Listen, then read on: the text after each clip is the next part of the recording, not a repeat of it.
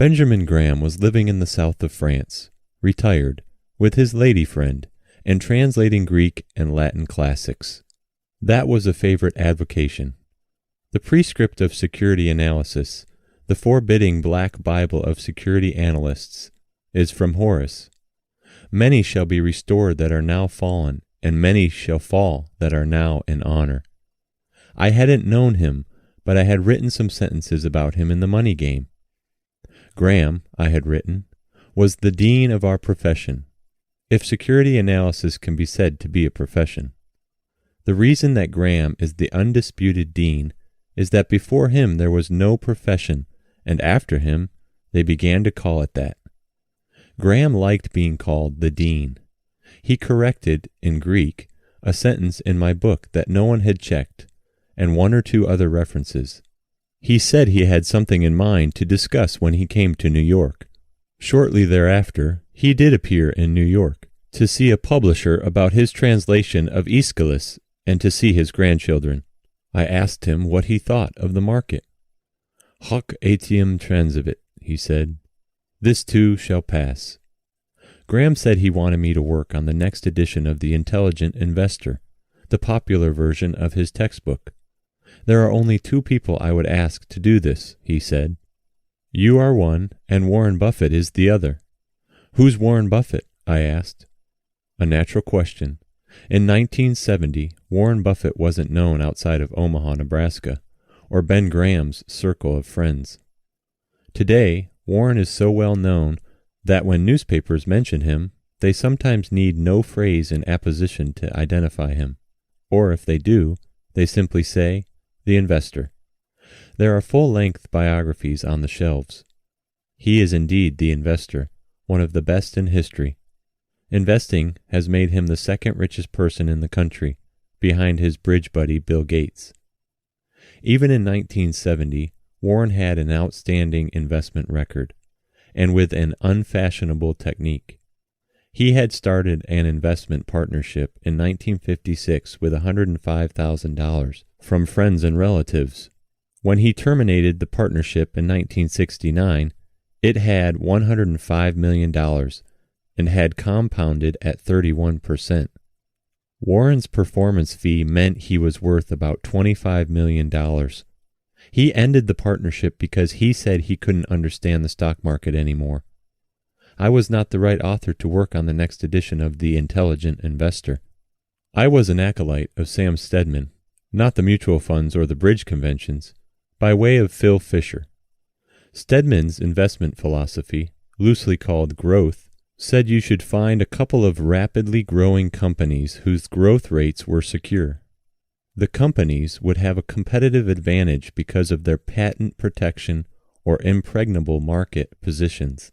They would have 3 years of earning visibility, and you would buy them at less than their growth rates, because their prices would seem high compared to the average stock and they paid no dividends.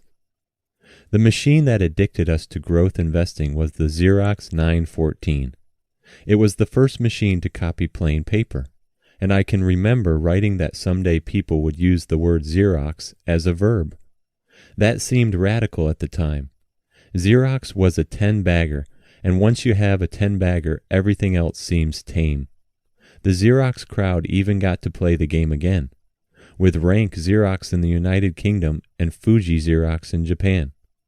We all went to Dunhill on 57th Street and had suits tailored where the 4 buttons on the sleeves had real buttonholes. We did not think much about Ben Graham.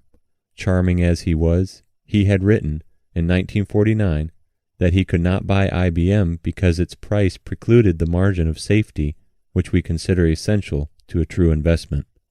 At Graham's urging, I had several conversations with Warren, and then I flew to Omaha to meet him, even though I still didn't think I was right for the job. We had a steak dinner. We had a bacon, eggs, and potatoes breakfast. We got along famously.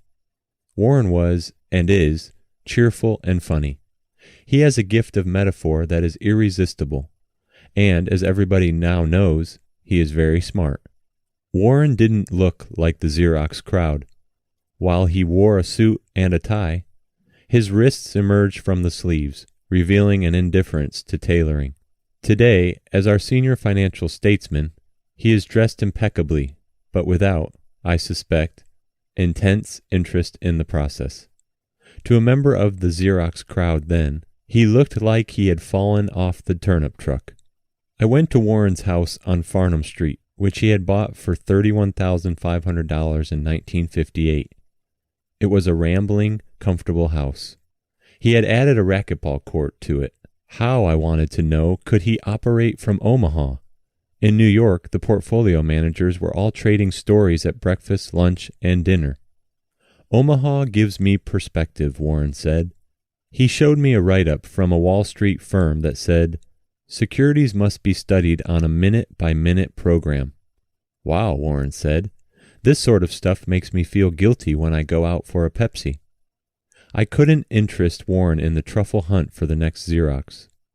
Our growth crowd was sniffing everywhere, talking to vendors, customers, competitors. The Phil Vischer geometry. Not that Warren didn't do research his own way. For example, Warren noticed that the bonds of the Indiana Turnpike were selling in the 70s, while the nearly identical bonds of the Illinois Turnpike sold in the 90s.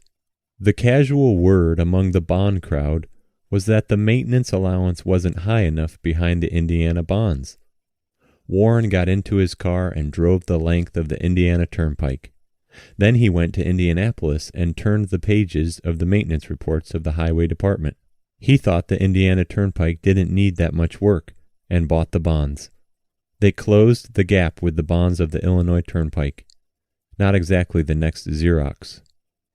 Warren showed me the principles he had written out on a lined, yellow legal pad and framed. A. Our investments will be chosen on the basis of value, not popularity. B. Our investments will attempt to reduce the risk of permanent capital loss, not short-term quotation loss, to a minimum. C. My wife, children, and I will have virtually our entire net worth in the partnership. Warren had ended his partnership, so I couldn't have bought into it anyway.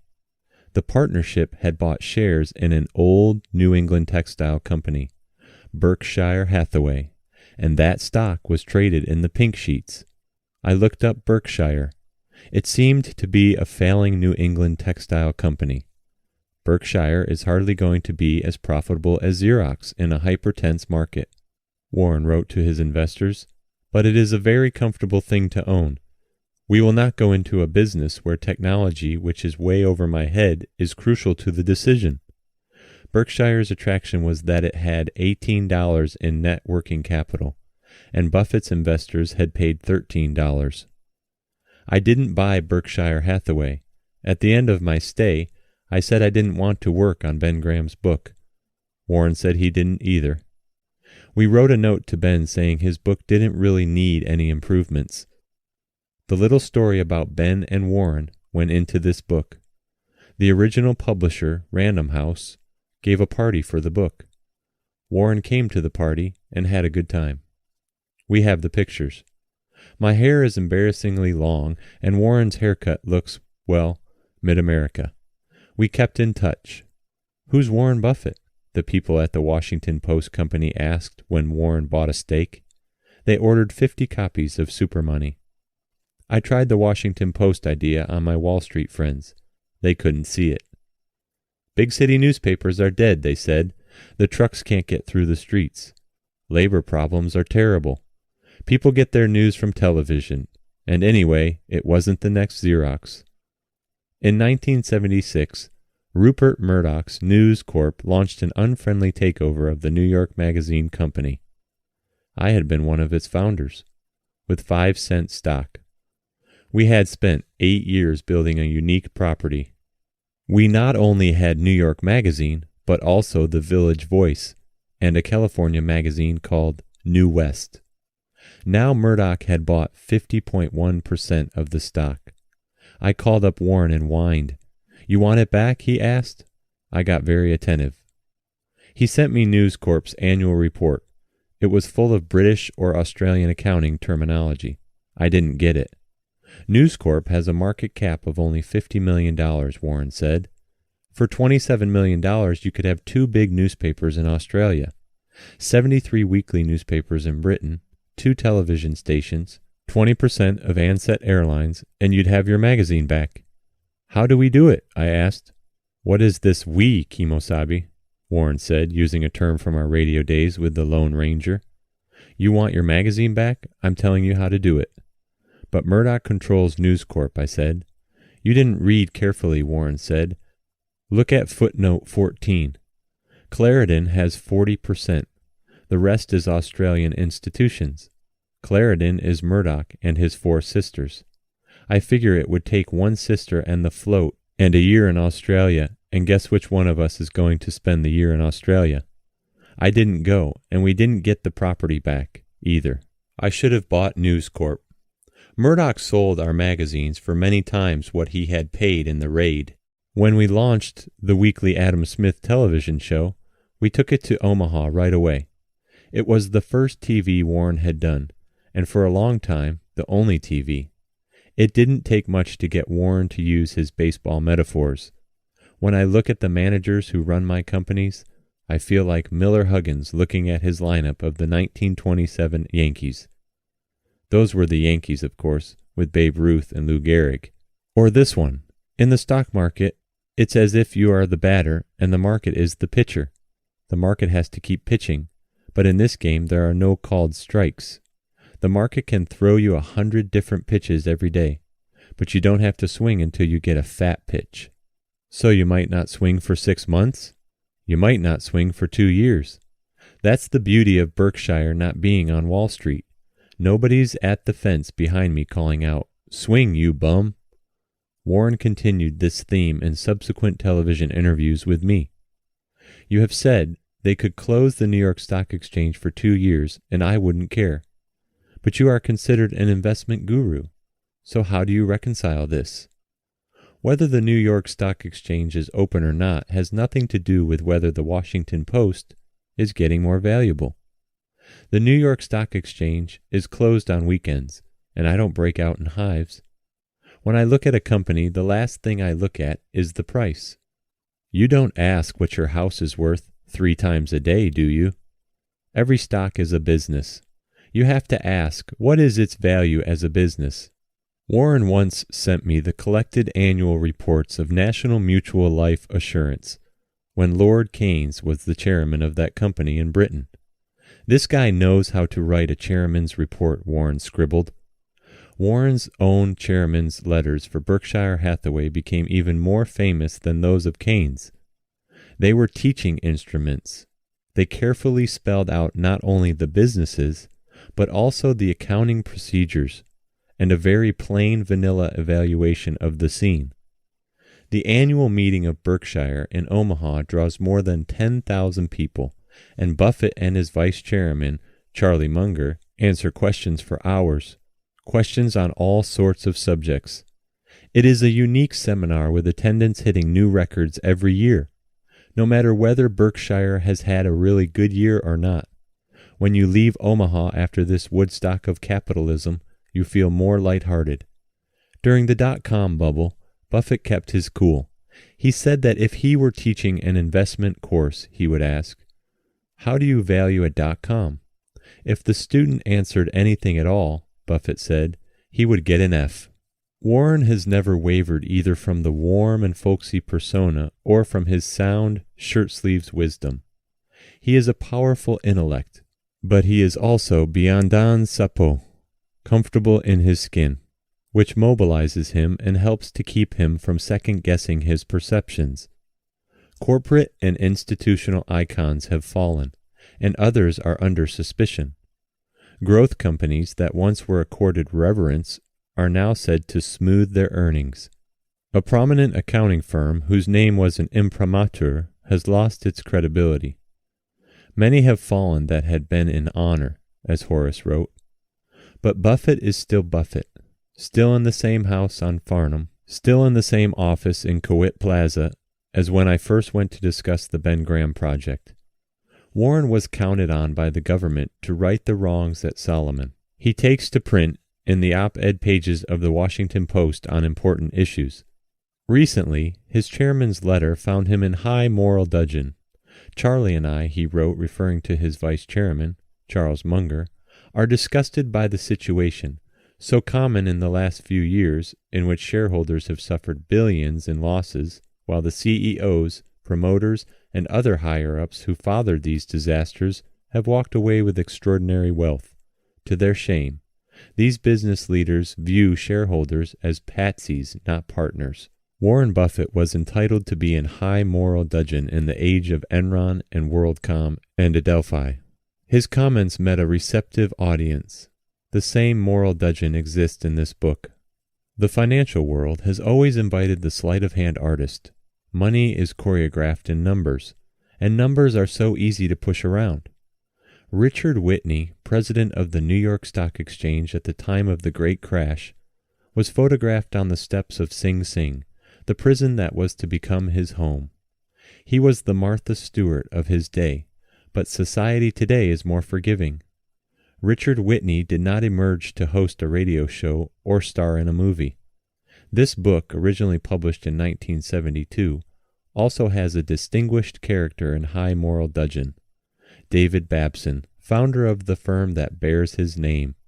He was the avenging angel described in the chapter An Unsuccessful Group Therapy Session for 1,500 Investment Professionals, starring the avenging angel. I moderated that historic session when the crusty New Englander said to the representatives of big banks and mutual funds still familiar today, "Some of you should leave this business." He then read a list of stocks that had gone from lofty levels to 1, some even to 0, and cataloged his own Cotton Mather list of sins. The conglomerate shell game, accountants who certified earnings that weren't there, CEOs and CFOs who treated the pension fund as a cookie jar, mutual fund managers who manufactured paper performance, and so on. Virtually nothing on his list is out of date, decades later. What fun David Babson could have had with the hedge funds. I'm sorry he is no longer with us. Supermoney is the successor to The Money Game. Both books use some of the techniques of what was then called new journalism, the first-person narrator, the dramatization of points with the actions of various characters. The great Winfield, for example, appears handsomely in The Money Game, coming to work in jeans and cowboy boots, chasing stocks that went from 5 to 50. In Supermoney, his accounts have gone down 90% in the credit contraction and stock implosion of the early 1970s. But he was not perturbed. He still owned the side of the mountain in Aspen he had bought with his winnings, and he was studying art history at Columbia. He had bought some regulated utilities. The great Winfield in utilities, I asked? Things change, my boy, things change. We have to recognize them when they do, he said. The figure called Seymour the head, sockless and tieless in this book, made the New York Times even in 2005. He was a figure in class action lawsuits, and there was some problem about whether, as the aggrieved investor, he was kicking back to the law firms that bought the suits. Things change, said the great Winfield, but sometimes the more they change, the more they seem the same. For example, as this edition of Supermoney appears, we are engaged in an expensive and unpopular war. We are running big budget deficits, and the country is feeling divided and ill-tempered. Plus ça change. The scenario could be back in the early 1970s. Vietnam and its deficits, and the feeling that something unpleasant lurked around the next corner. In the financial world, the structural changes are about to occur, just as they did at the time of the original edition. Those changes in the 1970s took out 3/4 of the firms on Wall Street. We don't know what will happen in this decade, but we can sense the tremors. Beneath the anecdotal approach and the names of some of the characters, there are serious themes in these books. For example, The Money Game suggested that people viewed financial matters as rational because the game was measured in numbers, and numbers are finite and definitive. But said The Money Game, the truth was elsewhere. Any intelligent observer could see that behavior, psychology, had a lot to do with the outcome. Further, people did not behave as economists postulated. always assuming that people maximized their actions for rational gain. The money game, it said right off, is about image and reality and identity and anxiety and money. Some of the aphorisms in it were the stock doesn't know you own it, prices have no memory, and yesterday has nothing to do with tomorrow. The founder of Fidelity, Mr. Johnson, tested the thesis. A crowd of men behaves like a single woman, and a psychiatrist postulated that some people actually want to lose. Mr. Johnson also said, somewhat prophetically, the dominant note of our time is unreality. This idea was startling enough that when the Wall Street Journal ran a front-page story about the book, its headline was, "New Book That Views Market as Irrational is a Hit on Wall Street." Several decades later, Amos Tversky and Daniel Kahneman did their pioneering work in what has now become the fashionable field of behavioral economics. And what did they find? That people can behave irrationally. They don't maximize their odds, they fear loss. Tversky and Kahneman were psychologists, not economists. Their work in psychology had breathtaking ingenuity. They constructed games, puzzles, and situations that revealed how people actually behave, as opposed to the postulations of classical economics. They called this prospect theory, and published it in an Econometrica, the economic journal, rather than Psychological Review, because Econometrica had published notable papers in decision-making. Had the paper been published in a psychology journal, it might never have had the impact it did.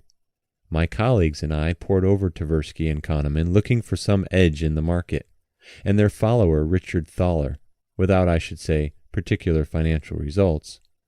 Kahneman received the Nobel Prize in Economics in 2002. Tversky had died a few years before. Supermoney also attempts to take on some serious ideas. It expands from a visit to a new greenfield General Motors plant to a discussion of whether the Protestant ethic, that engine of productivity, has been evaporating.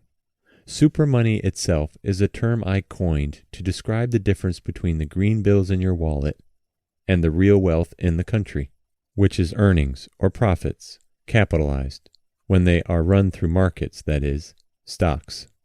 You might work very hard on your algorithms in your job at Google, but your weekly paycheck will be dwarfed by your Google options, which have the opinion of the marketplace applied to multiples of the stock. Cash your paycheck at Google and you have money. Cash your options and you have supermoney. So we have a wide gap in this country, indeed, all over the world, between those who have no currency, those who have currency, and those who have supercurrency. And supermoney also mulls about how we account for the unquantifiable in our economic system. A 500-year-old sequoia redwood, chopped down, appears as a plus in the accounts of the gross domestic product. There is no minus for the lack of a redwood. And even large quantities of supermoney don't guarantee a community in harmony. This book asks, will General Motors believe in harmony? Will General Electric believe in beauty and truth? The phrasing of the questions is done in an offhand, angular journalistic tone, but the underlying questions bear some discussion and could still be asked today. I would like to acknowledge the help of Craig Drill and Warren E. Buffett in the preface to this new edition.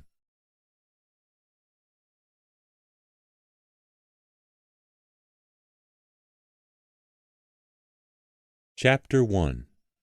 Metaphysical Doubts. Very short. Not even a decade ago, everybody believed. Events did seem under control. Inflation would creep, not gallop. The new economics would fine-tune the economy. Productivity would increase. Wars would be fought, but not by us. We were the mediators. Understanding but tough. Problems would be articulated, and that articulation was half the solution. We would begin upon the solutions. Kennedy rhetoric. Let us begin. Let the word go forth. Let us never negotiate from fear, nor fear to negotiate. Let anybody call upon us, confident, ambitious, optimistic, even naive, the very best of the American tradition. Hail, Columbia, happy land. Then, one thing and another. The John Philip Sousa music faded a bit. Could rational men make events behave rationally? Maybe they couldn't. Nobody then asked for a definition of rational. Maybe the falcons could not hear the falconers. They were still wheeling around up there. Would they listen? Chapter 2. Liquidity. Mr. Oddlot Robert is asked how he feels. We have a capital market that is a great national asset, like the wheat fields of Kansas and the Grand Canyon. Some of the Yankee monopoly in technology and management techniques has been broken, gone to Wolfsburg and Milan and Toyota City. But Tokyo and Amsterdam and Frankfurt and Buenos Aires do not have that great, deep capital market, ready to handle the world's investable funds. So everybody still has to come to New York. And when they come, they bring money, not only for what they buy, but also for commissions, tips, and shoe shines. Everybody came because the great capital market was so liquid and honest and continuous. Today's price related to yesterday's price, and you could buy and sell in almost any size. But there were some nagging doubts. We had a market slide, the biggest since 1929, and some crises. Market slides frightened the public, and 1969 through 1970 was no exception. What would the public do? I think it was Gertrude Stein's cousin, according to Miss Stein, who said that money is always there, but the pockets change. It is not in the same pockets after a change, and that is all there is to say about money. Well, maybe. From all accounts, we are now in a marvelous economy, moving forward to normal being July 4th, 1955, during the Eisenhower Regency. Peace, prosperity, and harmony. Did the public get a little frightened there for a year or two? They are coming back. The brokers all sit like hunters in a blind, with the first honks already coming over the horizon. Did the big bear leave some scars? Welcome to the club. Justice Holmes said that a man has to be part of the actions and passions of the times. Only 2 years ago, you could fire off a cannon in a downtown restaurant like Oscar's and not hit anybody, because the price of beef Wellington had been moving up with the prime rate, and many citizens in the financial community had switched to tuna on white toast. Now the corks are popping again. Wonderful, the cyclicality of life. What happened to the money community has some relevance to the larger drifts of our society, for that community is in charge of much of the liquid wealth of the country. The money community's health affects our savings and investments, the assets of university endowments and foundations, the cost of government, and whether the pension money will be there when the employees are ready to retire. In turn, some of the changing attitudes about work and play and people and the uses of the present are going to affect the money community and what it shepherds. A while back, there were some metaphysical doubts and some specific doubts. The metaphysical doubts were perhaps common to the country as a whole, and concerned the assumption that rational men could make events behave rationally. Maybe the falcons could not hear the falconers. The jury has to be counted as still out on whether the falcons are within earshot. On the bread and butter level, the specific doubts concerned liquidity, which can mean a number of things, but in this context meant the ability of buyers to buy and sellers to sell. We have that capital market that brings in the people from everywhere. Liquidity seemed to be disappearing. The public was beginning to cash in its mutual funds, and the minus signs were getting fatter on line 30 of the Federal Reserve's computer printout labeled Flow of Funds, the sector statements of saving and investment, households, personal trusts, and non-profit organizations. William McChesney Martin, Jr. was upset. Mr. Martin, a former president of the New York Stock Exchange and a former chairman of the Board of Governors of the Federal Reserve, is to the money business what de Gaulle was to France, which is to say, he was there when times were bad and he was the only man everybody could agree on when they got bad again.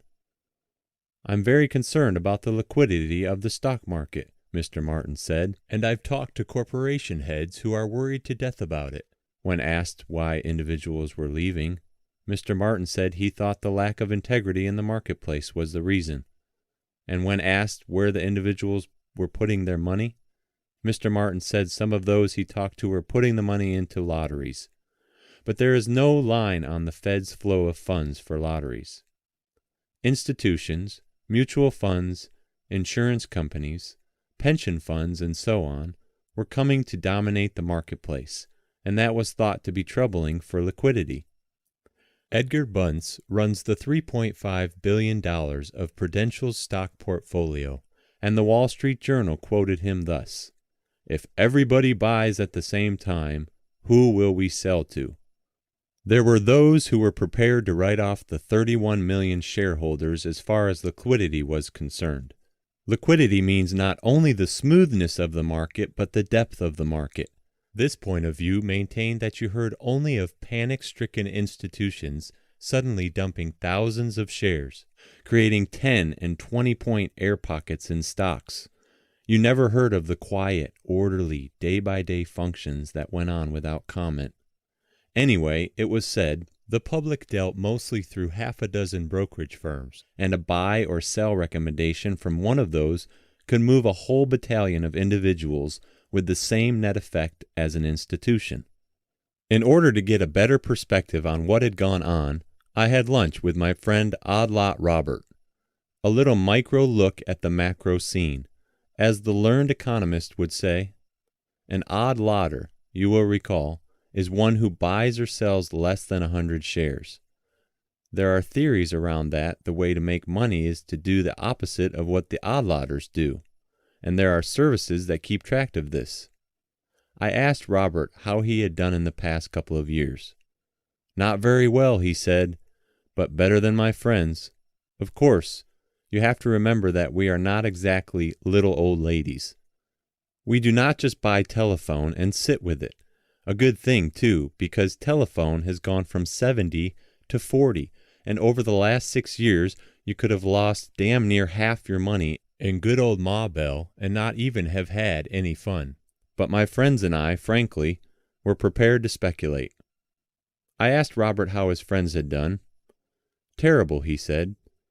"At least the market hasn't changed my life. But take my dentist's wife. During the early 60s, she got very interested in the market.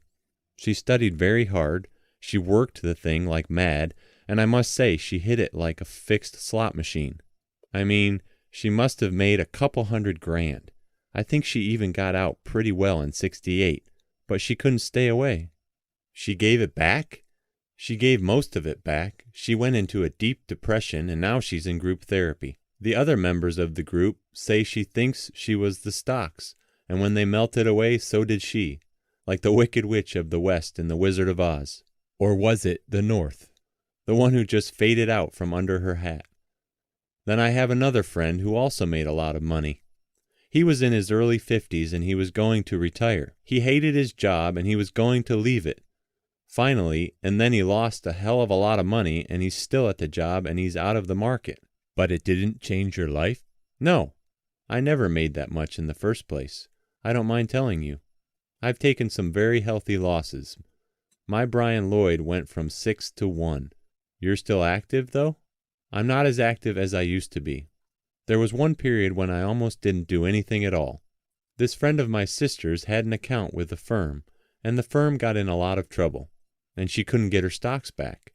And there was stuff in the paper every day about brokers going busted, so I got scared. Firms closing every day, so I asked for the papers." "What papers?" "You know, the papers, the ones the stocks are printed on. The stock certificates." "Right, of course. I didn't want to tell my broker why I was asking, that I was afraid he might go broke, or that maybe he didn't have the stocks at all, or that he was really screwed up somewhere. So I said I was making a will. I said my lawyer wanted me to have my stocks so I could make a will. My broker bought the story completely. It took a while, but he sent me the stocks. And then, well, first I put them in the drawer of this table in the living room where we keep the bills we haven't paid yet. Then somebody spilled coffee on the table and some of it dribbled into the drawer. I'm not quite sure how. None of the coffee actually got onto the stocks, it just got onto the bills, but I had to move them. I mean, a stock with coffee on it is still probably legal, but what if I wanted to sell it? And some stores won't take a torn $5 bill. And what if I sold a stock and the buyer said, "Hey, wait a minute, this one has coffee on it." So I moved the stocks to my dresser drawer. In your bedroom? Yeah, under my socks. But every time I got a pair of socks out, I would see some of those turkeys. It would make my stomach turn sour. Also, if I sold one, I had to take it out of the dresser drawer and mail it back, and that was a drag. And then if I bought something, they had to mail me the new one. And it was always late, and I was wondering if they screwed up somewhere. Finally, I got tired of all the mailing, and I didn't hear so much about the problems anymore, so I mailed the stocks back to the broker. I told him the will was all made and the lawyer was through, and he bought that story completely. You didn't sell when the market went down? No, my stuff went down too fast, and then I didn't want to take the loss. Actually, when the market was going down, I wanted to sell short. I wanted to be going in the same direction as the market for once. But my broker wouldn't let me. And then when things were really going down, I had a funny feeling. I wanted everything to collapse. I mean, really collapse. So you could buy at the bottom, like 1932? Well, yes, if I had any money, but that wasn't my main thought. When things were really going down, I figured if the market really collapsed, that would be the end of our government, and we'd have socialism or something. I thought, what the hell, let's have socialism. You still feel that way? No, I hollered at my broker a lot and got it out of my system. The most depressing thing of all is when they don't list your stocks in the paper anymore. I really like looking up my stocks in the paper, and when they're not there, it really hurts. I look at the odd lot figures too. The odd lotters were selling all the way down. That's one of the reasons I didn't sell. I didn't want to be an odd lotter. I wanted to pursue the question of liquidity, so I told Robert there was controversy over the specialists on the floor, and over contentions that the liquidity, the orderly market, was disappearing. The structure of the market was changing, and maybe stocks were more volatile. Robert could buy a stock at 20 and find it at 16 20 minutes later because an institutional seller has appeared. He wasn't greatly disturbed. 20 to 16, a few points more or less. What the hell, it might work the other way too. Maybe I'd buy it at 20 and that big mother would move it to 24. You can't quibble over a few points. I want a stock to have a move I can really see. Then I said there was controversy about accounting procedures and about what earnings really are. Some maintain that the small investor couldn't hope to sort those things out. Could he? I pay attention to the earnings, but I pay more attention to the mathematics of the whole thing. The mathematics? Yeah, like when my broker says, I think this one has 10 points in it, then I watch to see if it makes the 10 points. Hell, all I want is a break. If I have a stock that's 30 and it goes to 40 and then it goes to 9, I had my chance. I could have sold it at 40. It's my own fault. But I do need a break like that. Say, 10 points. You had a stock like that? My high-grade foods went from 30 to 80 and then to 9. But we hung on, and it finally made it back to 30, and I got out with a $200 profit. Still another controversy, I said, continuing to probe, was the institutional investor and the information they seemed to get before the small investor. Oh hell, everybody knows that, and the funds have computers and research and all that. I think the strategy for the small investor is to jump aboard once he sees that the big boys are moving the market. My broker knows some of them, so we get some inside information once in a while. I got some myself. It was a stock related to those gambling casinos in the Bahamas. The stock was down from 20 to 8 because it was thought there might be some trouble with the Bahamas government. Then I heard from some guys I was working with that a report was coming out that would be very good for the casinos, so I bought some. What happened? The stock went to 7 and now it's 4. It's very cheap on earnings. You ought to buy some. I asked Robert how he felt in general now. When the market was going down, I asked my broker why it was going down. He said Nixon. The market has no confidence in Nixon. Then it went up again, and I asked him if it had confidence in Nixon now. He said it wasn't Nixon, it was the funds buying and foreigners. I don't see how it can have been Nixon on the way down and not on the way up. But my broker is brighter than most of them, so he must know. If Robert had done so badly, why did he think his broker was better than most? For one thing, he's still in business. That's no joke. I got into a cab at LaGuardia a couple of months ago, and I got to talking to the cab driver. And this cab driver had been a broker with one of the houses that went busted. I asked him if he still followed the market, and he said not so much anymore. Look, I know some things aren't fair. Take the commissions. I was watching a stock called Data Lease Financial. It used to sell at 29, so when it got to 2, I figured, how low can it go? And I bought 200 shares. They charged me a $21 commission for the 200, a $400 order, and I guess another $21 to sell. That's more than 10% in commissions. What the hell? The track is only 17%, and that at least goes to the government. The track is gambling, sort of socially disapproved, and the market is getting up near the track, except for the big boys. The big boys don't pay any commissions at all. But what am I going to do? Write my congressman? It's the only wheel in town. Listen, I have friends who had accounts. They're small investors just like me, and they can't even get a broker. Nobody wants them. You're lucky to have a broker these days. First, your broker has to survive. Then he has to keep you. They keep trying to shove you into some mutual fund where you wouldn't be able to watch the stocks. I have a good relationship with my broker, so I don't think he would drop me. But when I holler, I don't holler too much, even about a 10% commission. My wife wants me to get out of the market. She says the market makes her feel insecure, and she wants to buy a piece of land or put another room on the house or something, if we have any money left. Are you going to do that? I suppose it makes more sense. My house has gone up more than any of my stocks, and so have the taxes on it, I might add. But I can't give it up now. I might be quitting just at the bottom, and if I couldn't look my stocks up in the paper, I'd really miss it. Part of my life that I enjoy would be gone. Are Odd Lot Robert and his cousins in or out of the market?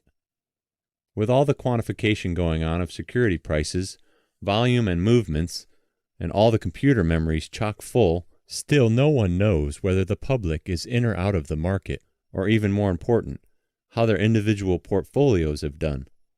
We have the most elaborate machinery possible for tracking prices, but that is like bending over the buffalo tracks and saying, yes, many buffalo go this way. Very good if there are a lot of buffalo all going in the same direction. The Investment Company Institute can tell us whether, on balance, mutual funds are being bought or sold.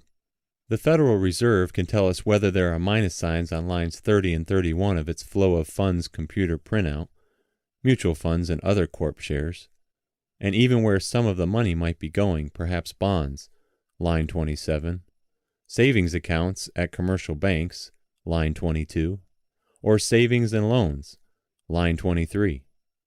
For your very own flow of funds printout, a little more up to date, you can ask the same people I do, the Board of Governors of the Federal Reserve System of the United States, Constitution Ave and 20th Street Northwest, Washington, D.C., 20551. Pollster Albert Sinlinger says the number of individual accounts has dropped 10%. Yet at the same time, margin debits can quadruple and volume can increase, which traditionally mean the public is increasing its participation. I used to think that somewhere there was somebody who knew where the public was and what its behavior meant, and that if I tried long enough and hard enough, we could find that corner of the library or the agency or the computer room. But knowledge is still spotty. Further, virtually no one has paid much attention to people. The assumption is that price behavior and volume behavior equal people behavior.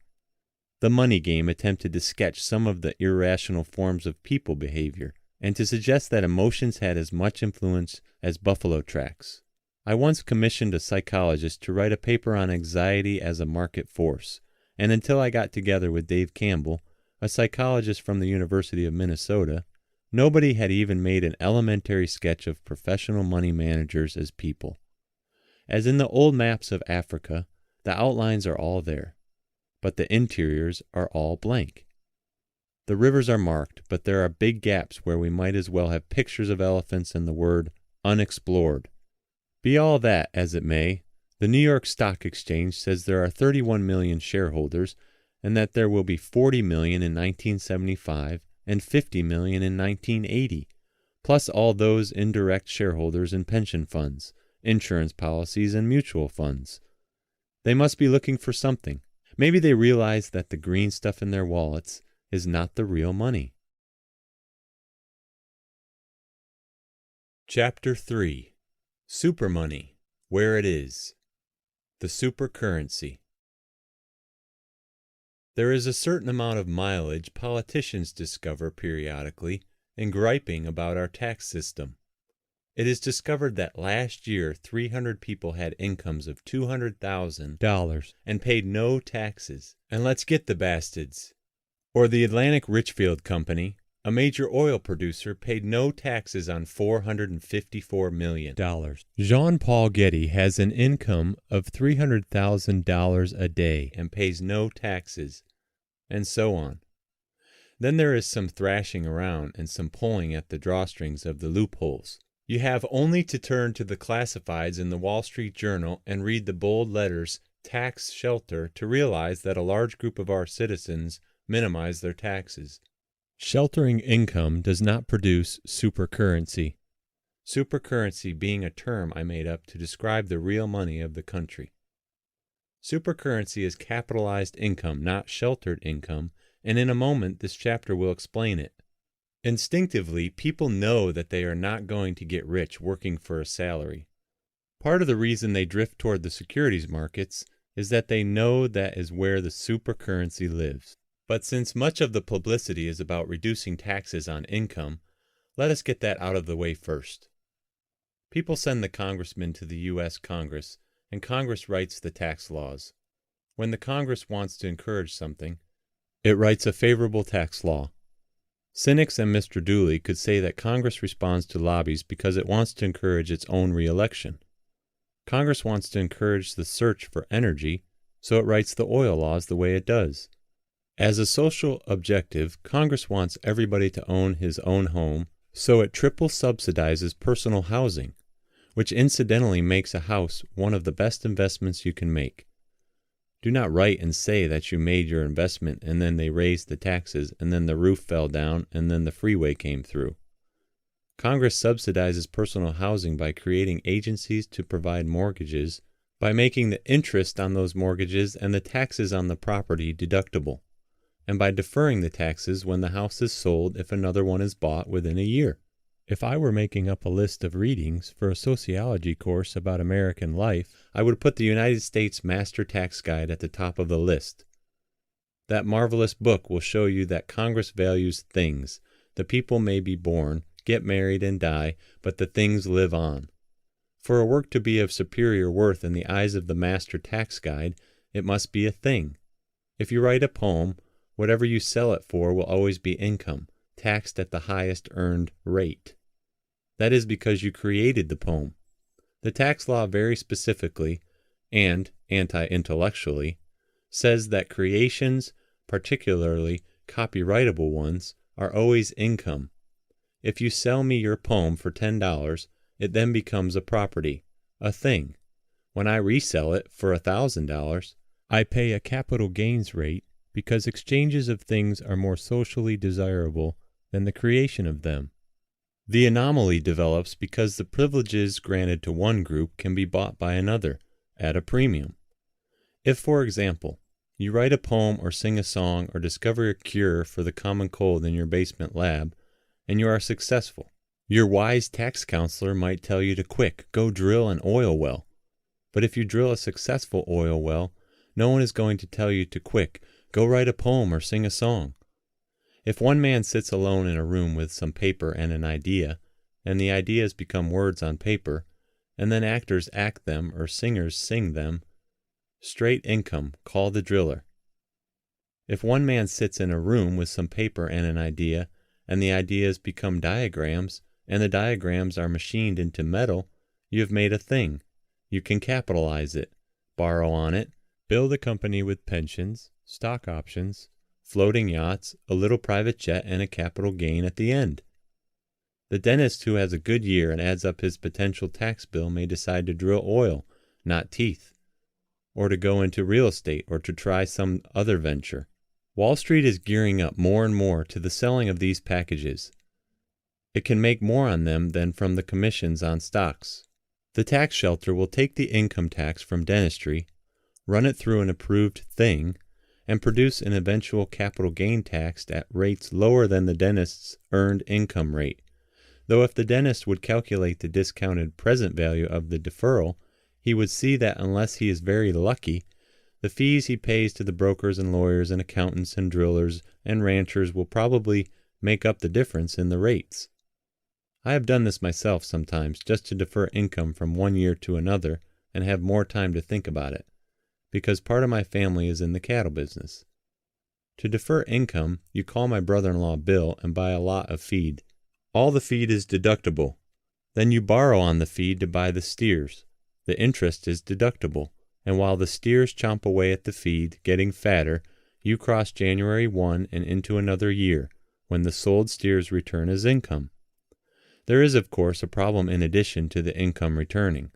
The grain is real and the steers are real, and they do not always get fat on schedule, and the prices at which they are sold go up and down. I may have gotten too close to the business. In a borrowed cowboy hat, I was once sitting on a rail fence with Bill when a steer with a very ugly red eye walked by. "That's one of yours," Bill said. If there were turkey vultures circling high in the Arizona sky, Bill would say, "Must be some of yours over there." And if the vet was heading for a particular pen with a foot-long needle, I knew whose steers those were. One year, obviously a long time ago, I watched steer prices go from 19 cents a pound to 27 cents a pound. And I thought we were in Fat City, but the profit for the year came in at $57.32. "Some of yours died," Bill said. I do have to say that Bill is very fair and dispenses justice with a tempered hand. The next year prices went down, and my loss was only $57.32, for which I was grateful. "The other fellas died," Bill said. "See, it all evens out." Everybody knows that for rich people, tax-paying is a game of hare and hounds. The revenuers against high-priced accountants, in which you never have to settle for 100% of the assessment anyway. But rich people are not those who have deferred their taxes, though rich people may do that because they have smart lawyers. Your income is still your income even if the taxes are a bit lower. The real money comes from supercurrency. The most pure forms of supercurrency are the great companies with broad markets selling at high multiples of earnings. Granddad and Uncle Harry had a partnership. They took the money home. Uncle Harry turned it into a company, and it was then worth whatever a private buyer might pay for it. But Uncle Harry sold it to Eli Lilly or IBM or Xerox or Coca-Cola, and now Uncle Harry's side of the family is rich and peels off the supercurrency, shares of IBM or Coca-Cola, whenever it wants a new boat. There are some profound social implications here, because it is not lost on the smaller proprietors of American business that the way to cash in is to turn the family business into supercurrency, whether by selling to the public or to IBM, or hopefully first to one and then to the other.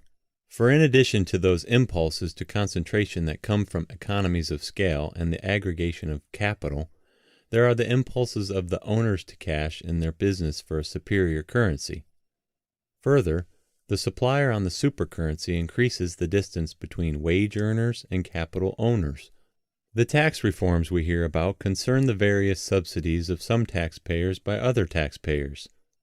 In a recent study, the Brookings Institution said that these subsidies, or benefits, or loopholes, come to $77 billion annually. So, presumably, the elimination of the privileges for the subsidized taxpayers would drop the rates for all the others. But supercurrency is beyond tax reform. It is, as any currency is, the fiber of the society. Only on the periphery, where there are stock options and other devices to let the latecomers in, is there some talk of how to get in.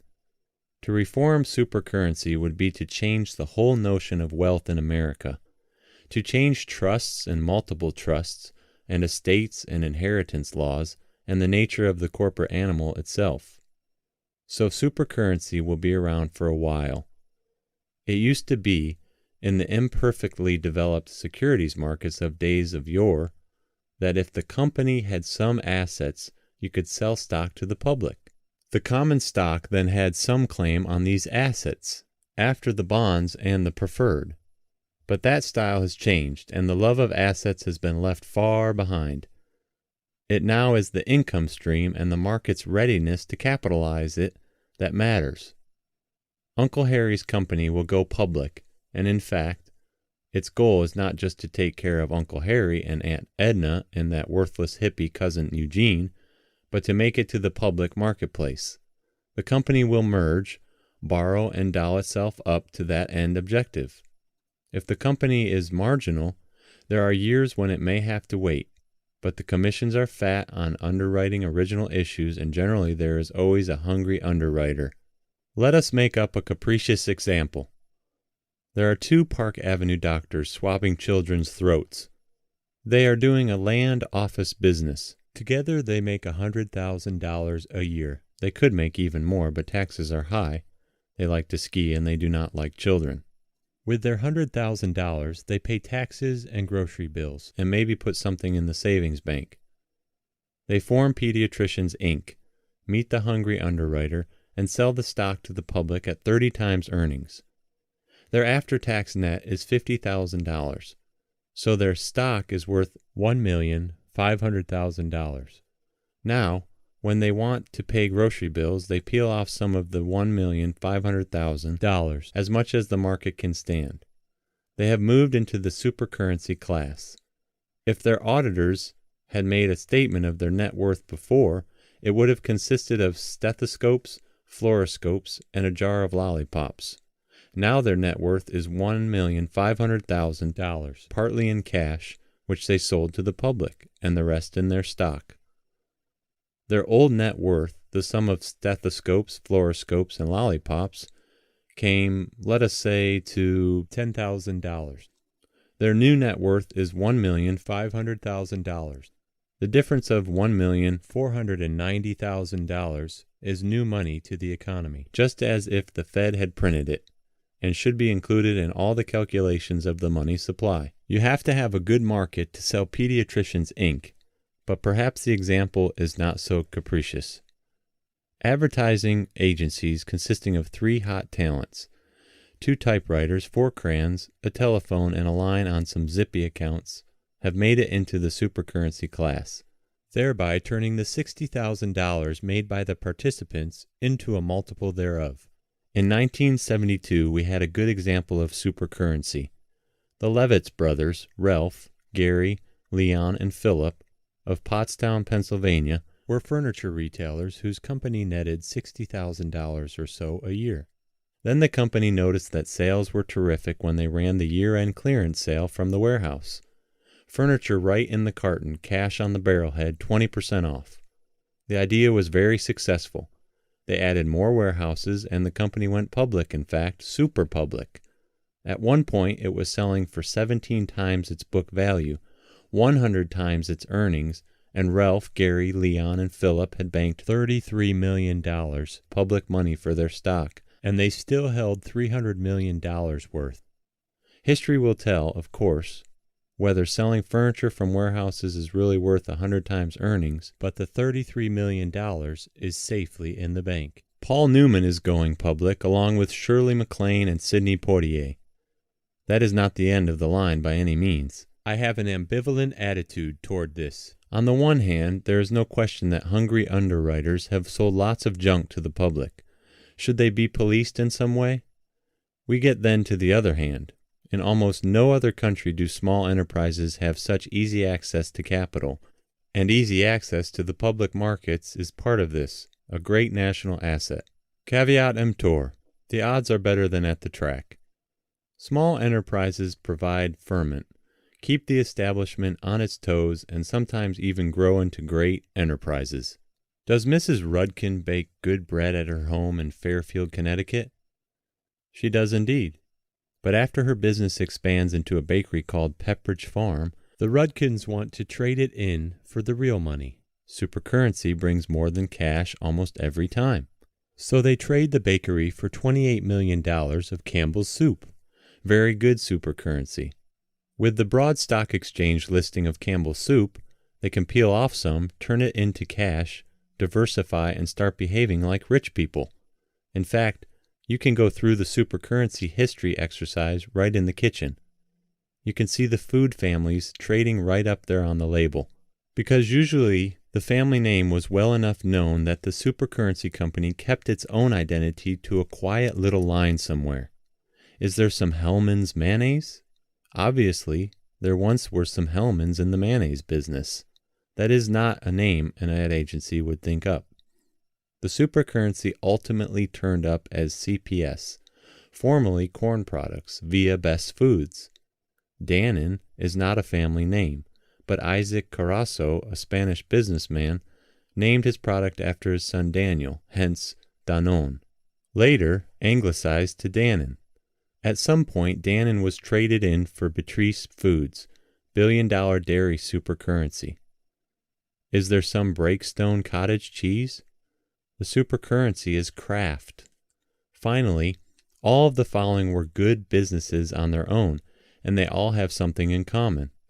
Avis Rent-A-Car, Canon Electric, Federal Electric, Sheraton Hotels, Howard W. Sams, a publisher, Continental Baking, Grinnell Corporation, Pipes and Pipe Fittings, Hartford Fire Insurance Company, a major insurer, Rayonier, Pennsylvania Glass Sand, Southern Wood Preserving Company, and Levitt & Sons, the famous builders of Levittowns. What do all of these thriving enterprises have in common?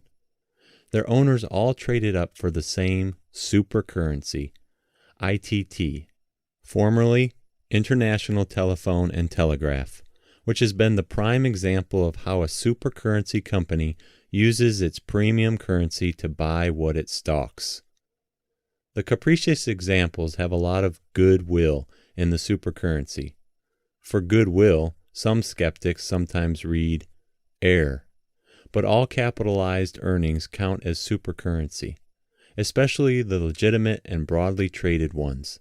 The people in the big house on the hill have supercurrency because Granddad bought the tabulator company that turned into IBM, and IBM is regal supercurrency. Make no mistake about it, this is real money. The psychiatrists and social scientists have other definitions, but economists start with a basic definition. Money is M1, all the coins and currency in circulation outside the banks, plus demand deposits, i.e. checking accounts, in the banks. To this, most economists add M2, which includes savings accounts and time deposits in banks. This can be spent almost as easily as M1. Everyone does not cash in his savings account on the same day, but all you have to do is transfer your savings account to your checking account to get M2 to M1, and that's pretty easy. Some economists add short-term government bills to this, since they are also practically cash. To this I suggest we add M3, supercurrency. Supercurrency is the before and after of a stock going public, in at book and out at market. That act of going public creates additional currency, just as switching a savings account to a checking account moves M2 to M1. To get M3 to M1, you buy at book, sell at market, peel off some stock, move it to your checking account, and presto, M1, you are rich. A while ago, there was a debate among economists on what really moved the economy. And the monetarists said, being monetarists, that it was the money supply which was most important. But in calculating the money supply, few economists paid much attention to supercurrency. Yet, there it was. All I wanted for my own efforts was a little footnote, just to the left of Say's law and the Hicks-Hansen synthesis, called Smith's increment. A former member of the Council of Economic Advisors asked, "Are you willing to do some serious work on this?" That shut me up. I knew that meant writing up supercurrency in Boolean algebra, in Kyklos, or maybe Econometrica, presenting a paper full of sigmas and deltas and little numbers lying on their sides, writing the social implications of supercurrency for the public interest or maybe even the New York Review. and finally souping it all up for the New York Times Magazine. Unfortunately, even with my new electronic calculator, I am lousy at multiple regressions, stochastic series, and such.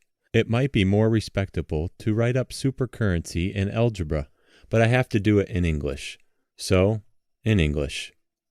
Everything in Smith's increment is supercurrency, but only that supercurrency which has just changed from stethoscopes and lollipops to a multiple of net counts as Smith's increment. At some point, all supercurrency went through that process, but we count it only the first time it happens. So we have a somewhat skewed income pattern in the society. There are people below or outside the level of M1. They have problems earning any money at all because they are badly educated or not motivated, or they can't get to where they have to go.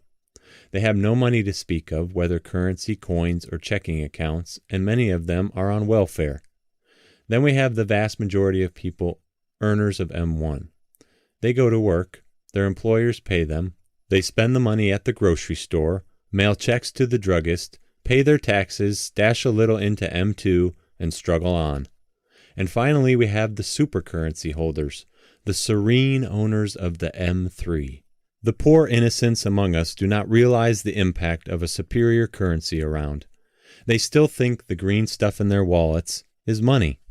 We can all huff and puff and work overtime, but there is no way we can catch up because there is nothing to capitalize our earnings. And supercurrency compounds beautifully given a bit of time. The Rockefellers may be smart, but the gap between our smartness and theirs is not equal to the difference between our currency and theirs, by several light years. A friend of mine bought himself a 28-acre palazzo in Greenwich and fixed it up handsomely before the bear market. He said he could always get $1 million for it. I asked him who would have $1 million to spend on a house in spare times, and he said, "There will always be somebody whose company has gone public and gotten listed who can peel off some of the stuff and spread it around. There will be more of those guys than there will be houses with 28 acres in Greenwich. Corporations sell stock to retire debt, to build new plants, or what have you. That is not supercurrency because on the books of the company, the money received turns into the new plant. But when the selling stockholders dispense of their equity, they move into the supercurrency class at capital gains rates. There are other ways of compounding wealth, usually involving borrowing on the asset, the real property or the oil in the ground, and buying some more. But the most easily accessible form is supercurrency, obtained as close to the source as possible. That is your number, M3. And if riches gleam in your eye, at least you know where they are. While there are other forms of wealth, supercurrency is the superior currency of the country. Because if they make a profit, even the oil deals and the real estate deals and the farm deals and the equipment leasing deals will be brought to market and sold at a multiple of their earnings so that their participants can get the real stuff, traded paper. Obviously, the laws and mechanisms of the country are built around the protection not just of currency, but also of supercurrency. It would not be the same society, whichever way you like it, without the structure and mechanisms that support the currencies, both super and regular. Yet a very short time ago, the structure and mechanism went through some perilous times. What happened in 1970 helps to explain why so many investors have recent scars. The shaking of the structure was a much nearer thing than anyone realizes. That is, anyone except those who were in at the countdown. And there are some lessons to be learned. It is not easy to have a story about something that did not quite happen, and it is particularly not easy to have that story revolve around abstractions, concepts that may be unfamiliar, and statistics. To avoid footnotes, the statistics have been chucked into the back of the book.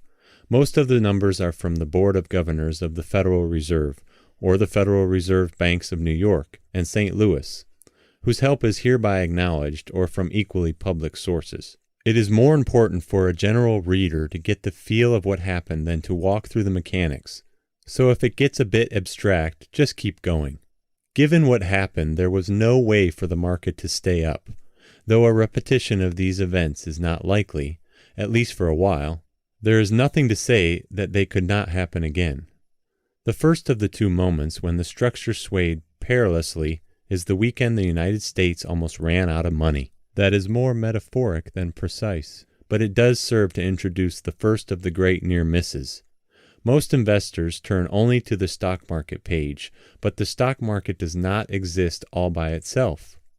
There are also bond markets, commercial paper markets, commodity markets, a banking system, and so on. None of these is self-contained. Money does flow and the markets are interdependent. Any disaster or near disaster brings a search for villains, who fleeced the lambs, and so on. In the crunch, the villains were very widely dispersed. In fact, the crisis point came from a rather broad sweep of history. Chapter 4. The Day the Music Almost Died. The Banks. June 1970. In a crunch, the country runs very dry of money. It is hard to understand that a country can run out of money because, after all, countries by definition can print money. But they can also be overtaken by events, after which the printing power does not alleviate the pain. Everybody could tell that June weekend in 1970 that a crunch was on. It was difficult for small borrowers to breathe and their ribs hurt. If you wanted to buy a $40,000 house, 5 years previous you might have put up $6,000 in cash and paid 5.5% for 25 years.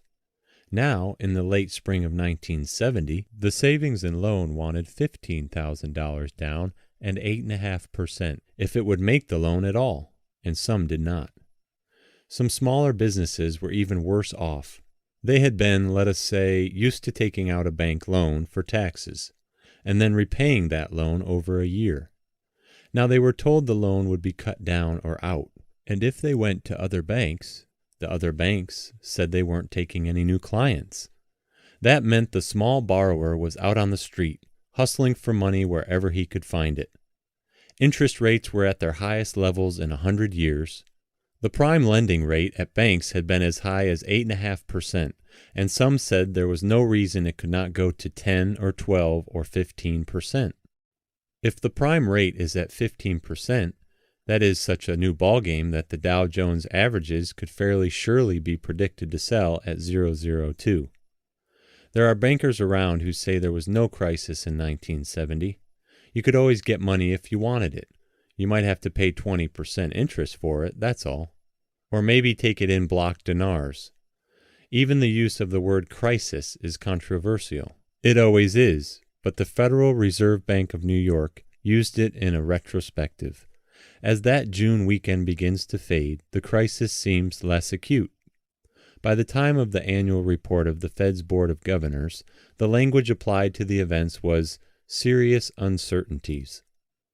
The liquidity crisis of that time didn't have much to do with the inability of buyers and sellers of stock to find each other and touch fingertips. Liquidity in this case meant usable funds, borrowable funds for American business. A decade ago, nobody could imagine that money in the United States was finite. It was like all the rest of our natural resources. There was plenty for everybody. You could get what you needed, and you certainly didn't have to worry about running out.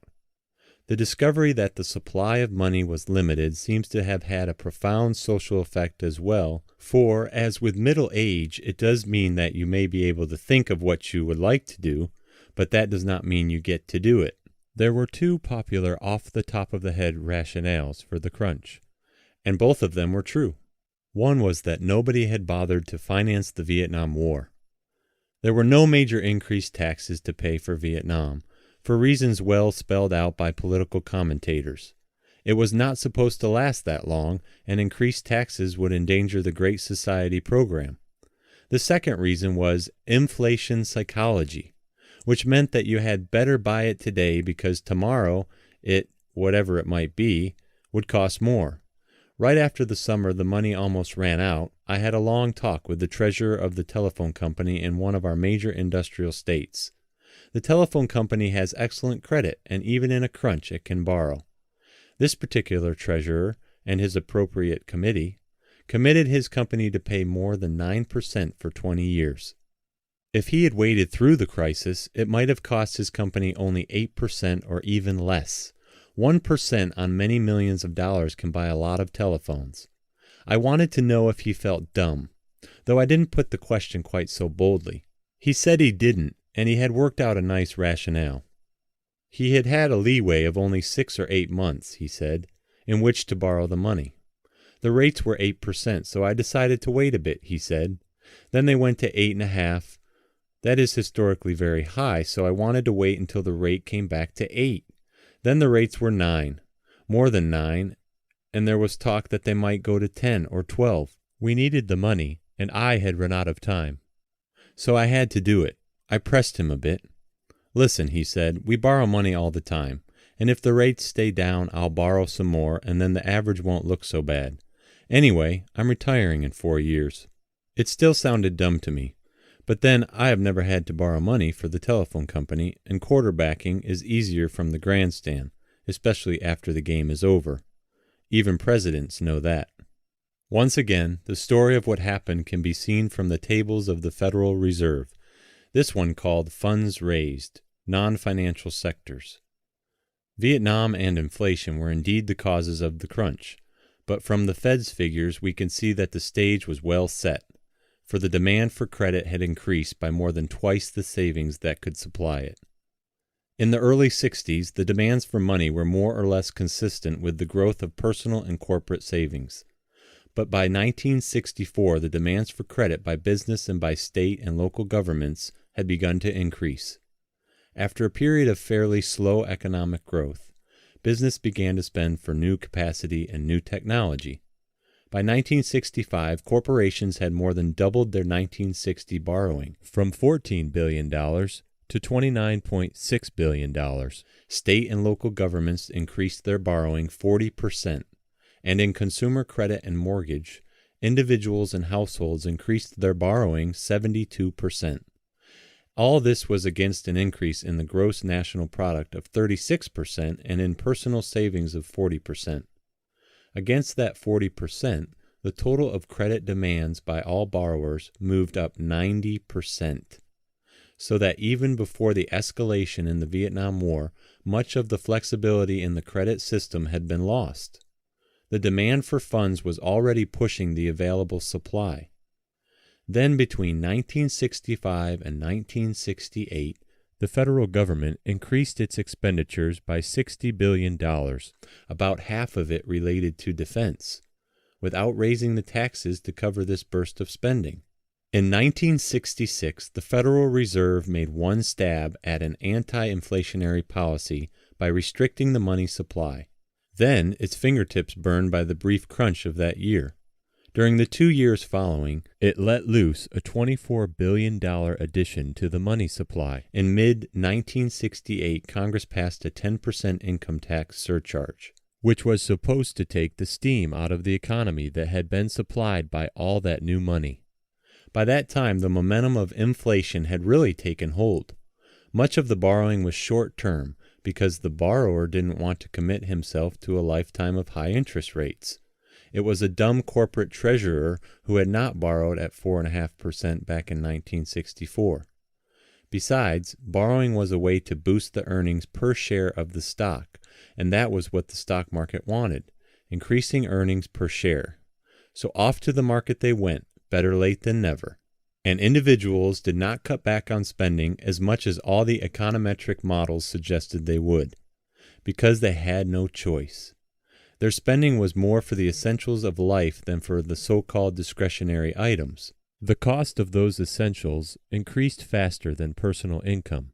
If you wanted a house, the mortgage cost that much more, if indeed you could get a mortgage, and if you needed a doctor or a hospital, that cost a lot more. The state and local governments had to meet increases in teachers' salaries and paving contracts and so on. American business, impressed with the ugliness of cash as an asset, increased its borrowing to $47.9 billion in 1969, almost 3.5 times the 1960 total. The banks had about loaned out the amounts they were permitted to by the Fed. They went to Europe and borrowed euro dollars, dollars that had been generated abroad or taken abroad, and then reloaned them here. The Federal Reserve figured inflation could be cut back if borrowing could be cut back, and it began to restrict the borrowing of its associate banks.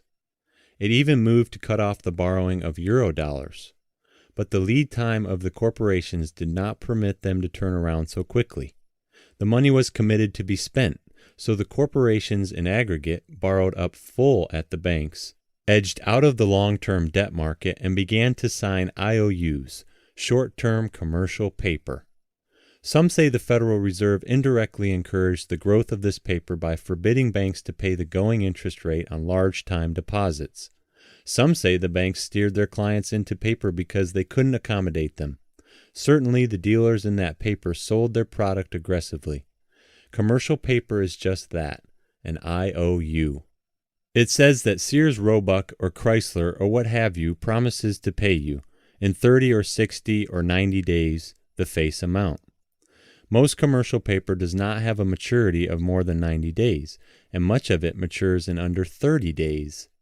The buyers of commercial paper are big buyers. The smallest customary denomination is $25,000, and some pieces run $1 million. Some pension funds and banks buy commercial paper, but most often the buyers are corporate treasurers who want to put money to work for just a few days at a higher rate than treasury bills and similar instruments will yield. A company treasurer or a country bank buying commercial paper expects to get its money back in a few days plus interest. If the U.S. Treasury will pay him 7% for those days, he may get 8.5% from commercial paper.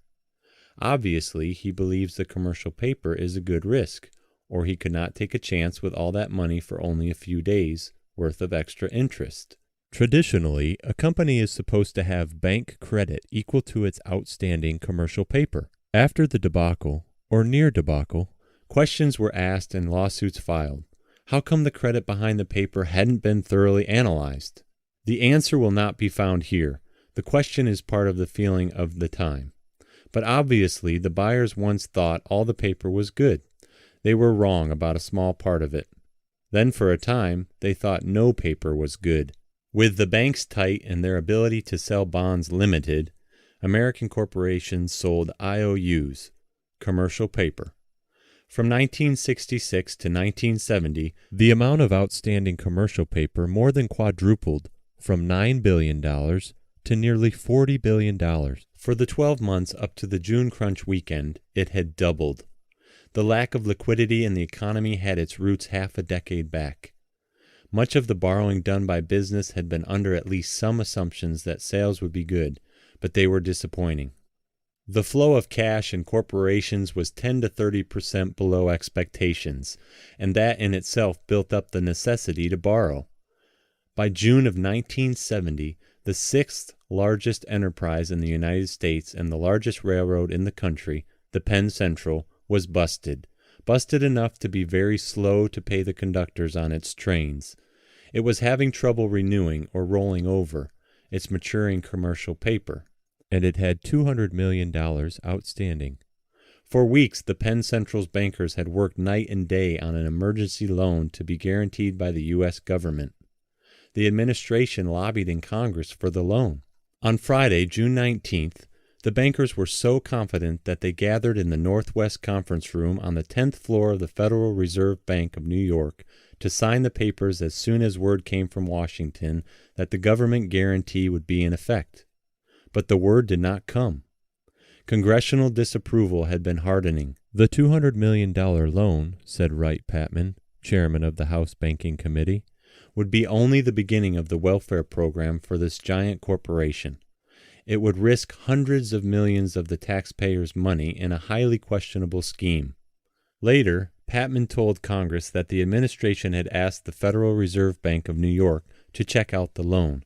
The bank replied that the loan would provide no significant relief to the company, that it could not recommend approval of the proposed loan on the basis of factors normally considered in appraising credit risks, and that it did not see how the taxpayers would ever get their money back.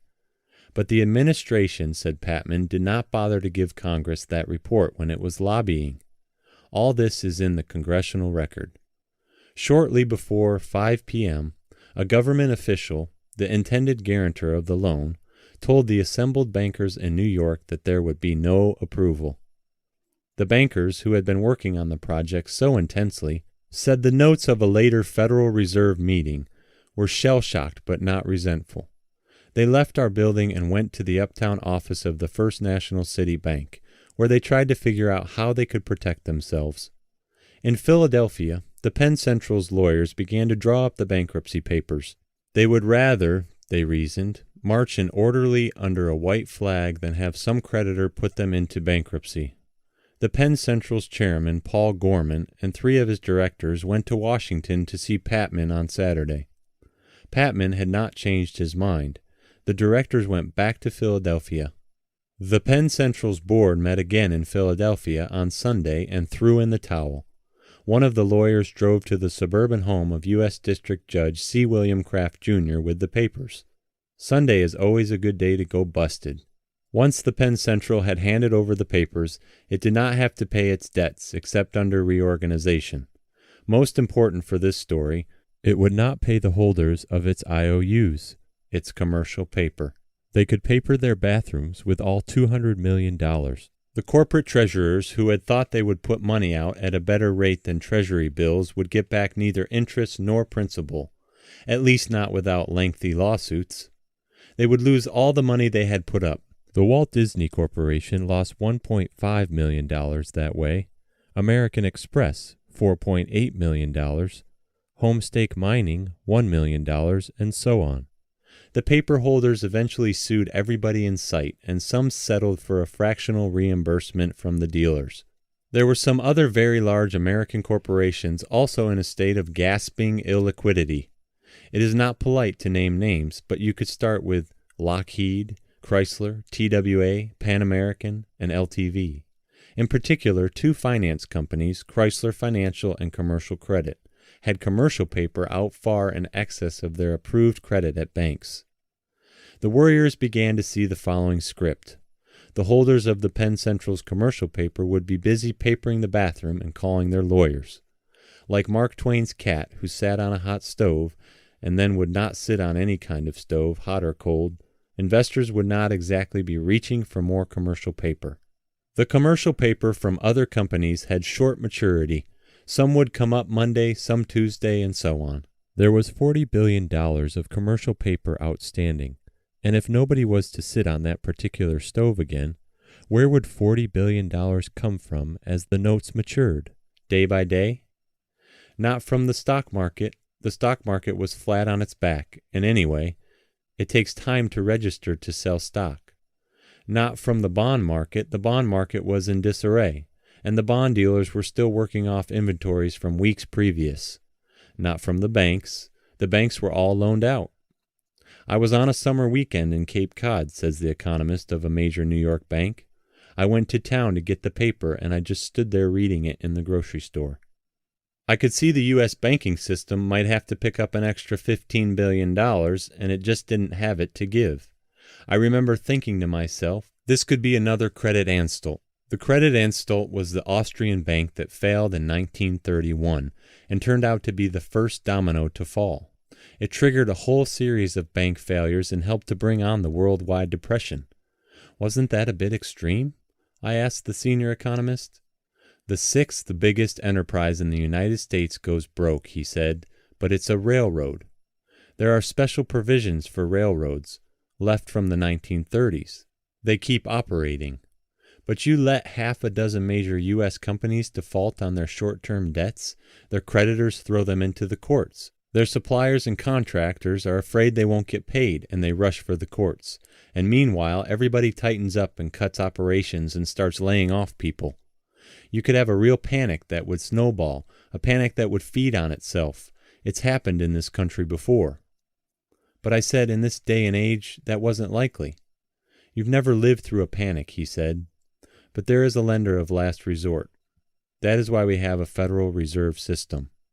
Congress, by the Constitution, can create money, and Congress gave that money printing function to the Federal Reserve in 1913 when that agency was created. The Fed reports to Congress once a year. It is an independent agency. Its 7 governors are appointed by the President for terms of 14 years apiece. This is not the place for the college freshman economics course explanation for the mechanics of the working of the Fed. Suffice it to say it can turn money on and off. By the way, it turns the faucet. The Fed hopes to speed up the economy when it slows down and slow down the economy when it gets overheated. It used to believe that if the cost of money went up, buyers would drop away. At this point, however, the Fed was working more with monetary aggregates, which one Fed official described as roller skating on 3 wheels. It will work, but you need new body movements. There is a philosophy that the way to cure inflation is to get everybody to stop reaching out. You want them to curl up in a fetal position and stop breathing for a while. That cures enthusiasm. Then things cool off. The Fed had had the money valve largely off, because inflation was certainly roaring. The Fed itself had been criticized for cutting off money too abruptly in 1966, for increasing it too fast in 1967 and early 1968. Fed meetings are not public, but the 2 possible positions were fairly clear. The first position said thus: only we can print money. Once we print it, we can't control how it is used. Printing money has to be part of an overall plan, involving foreign balances, taxes, and so on. Our official policy is one of restraint, and if we depart from it, not only are we not able to control where the money goes, but the news of a sudden change might have a reverse effect and scare everybody to death. The second possible position for a Fed governor was to worry about Monday morning, and to treat the weekend as something special in history. The issuers of commercial paper would not be able to sell anymore. They would go to their banks. The banks would say, sorry. The issuers would be brought into the courts by the people to whom they owed money. The issuers would start to lay off people and cut back operations. Everybody could stake out a corner for an apple stand if the corner wasn't already occupied by a fried chicken stand. The notes of a Fed official to a Fed meeting later that summer uses this language.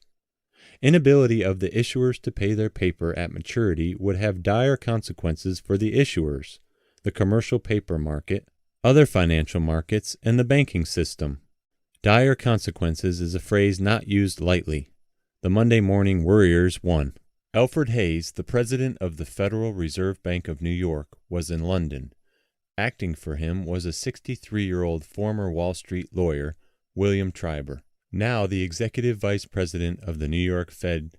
Treiber is a pleasant, white-haired type, given to conservative 3-piece suits, just as you would expect from a Columbia College, Columbia Law, Sullivan and Cromwell, executive vice president of Federal Reserve Bank. Treiber left the massive Federal Reserve Building, modeled after the Strozzi Palace in Florence. At the same time, the shell-shocked bankers went up to the First National City's offices. Treiber drove to this weekend home, a 200-year-old farmhouse in East Winchester, Connecticut. He called the First National City Bank at 10:30 p.m., he reported later. The bankers were all still there and still in a state of shock. Treiber got on the phone. Over the weekend, that was all he did. He moved a card table with a phone on it into the dining room of his farmhouse. He talked to Arthur Burns, chairman of the Board of Governors and captain of the Monday Morning Worriers. He called the head of every major bank in New York at home, or the next in command if the chief executive couldn't be found. David Rockefeller of the Chase Manhattan was on his boat, off Bar Harbor, Maine. Treiber couldn't leave his card table, except briefly, because the farmhouse only had one line, and frequently he had to leave word. His daughter took a picture of Daddy's weekend office. In the dry language in which these things are reported, it was said the bankers were told that the use of the discount window would be appropriate, which does not mean everyone got a cut rate. Sunday night, Treiber flew to Washington. The Fed's Board of Governors met Monday at 9 a.m. By Monday night, phone calls had gone out through the 12 Federal Reserve banks to every bank in the system, not just to big city banks, but to small-town banks all over the country. The Fed's index finger was beginning to bleed from all the dialing. The message was the same. If anybody comes into your bank and wants a loan, give it to them. Then if you're all loaned out, come to us and we'll see that you have the money. I began to speculate. What would have happened if teenagers tied up the home phones? Or if the Fed's own Paul Revere were unable to get through? The Penn Central's lawyers are driving through suburban Philadelphia looking for the judge's house. nervously thumbing the paper, and the line is busy. I could see the following scene.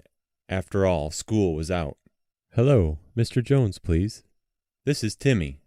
"Hello, Timmy. Can I speak to your father?" "No." "Please, Timmy, it's important." "No." "Why can't I speak to your father?" "He's not here." "Where is he?" "He's outside practicing his golf swing." "Could you go get him?" "No." "Why can't you go get him?" "I'm not allowed to leave the kitchen until I finish my lunch." "This time it's all right. I'll fix it for you, I promise." "I have to finish my lunch." "How long will it take to finish your lunch?" "I don't know. I don't like carrots, but I have to eat them." "Could you call him from where you are?" "No." "Is anybody else home?" "Yes." "Who? Let me talk to them." "Arthur can't talk." "Who can't talk?" "Why can't they talk?" "He's a dog." "Timmy, listen closely. I want you to put the carrots in Arthur's dish and then go get your father." "They'll find out. Arthur doesn't eat carrots." "Just do it. Listen, Timmy, would you like a new football helmet? Would you like an autographed picture of Arthur Burns in uniform?" "Yes." "Good boy. Just do what I say." After an appropriate interval, the banker makes it to the phone. "Hello?" "Rodney, this is the Federal Reserve calling. I'm sure you know why." "Ah, I think my kid got the message garbled. He said you said to put the carrots in the dog's dish." The Fed official says, sorry to call him at home, but that if anybody wanders into his bank, dispense money. Rodney thanks him and reminds him, don't forget the autographed picture of Arthur Burns. On Monday, June 22nd, Arthur Burns, the Fed's pipe-smoking chairman, pressed not only for the additional reserves, but to do away with the regulation queue, which would permit the banks to take in large short-term time deposits. The Fed had taken those large time deposits away from the banks as an anti-inflation move. Now it decided to worry about inflation some other time, and gave them back. After an all-day debate, Burns won his point. From that point on, events followed the script. The Penn Central went broke, but no one else did. $6 billion fell away from the commercial paper market as buyers recoiled in horror. The companies that were going to sell the commercial paper and were unable to do so went to their banks and begged for money. The banks went to the Fed loaned them the money, and the banks reloaned the money to the would-be insurers of IOUs. In one July week alone, the banks lined up for $1,700,000,000 at the Fed window. More than $2 billion in bank money went to companies whose commercial paper was coming due. Not only that, with Regulation Q wafted away, the banks took in $10 billion. $10 billion in time deposits, just in case anybody needed more money. Some of the bankers who had stayed awake that summer, fretting that if anybody added up the losses in their bond portfolios they might think the bank was busted, were stunned to find that they were having a very good year. The Fed was pleased. Not only had there not been a crisis, but the money had been recycled. It had been there as debts before, and it was still there. Now, however, it was owed to banks, not to individual borrowers. And with the banks, the borrowers could have some breathing room to sit down and work repayments out in an orderly way. And there was no great inflationary addition to the supply of money. Gradually, there began to be faint cheers for the Fed's actions from all of the 17 people who understood them. A New York banker said the Fed had done a classic job. Business Week said a wrong move by the Fed could have allowed Penn Central's financial distress to infect the nation's financial system, touching off a chain reaction of corporate failures. As the crunch abated, the bankers and the Fed performed the equivalent of the pro football touchdown ritual. Lots of fanny patting, jumping up and down, and hugging the ball carrier. I can see it all in a ghostly, silent instant replay, except that the stadium is empty.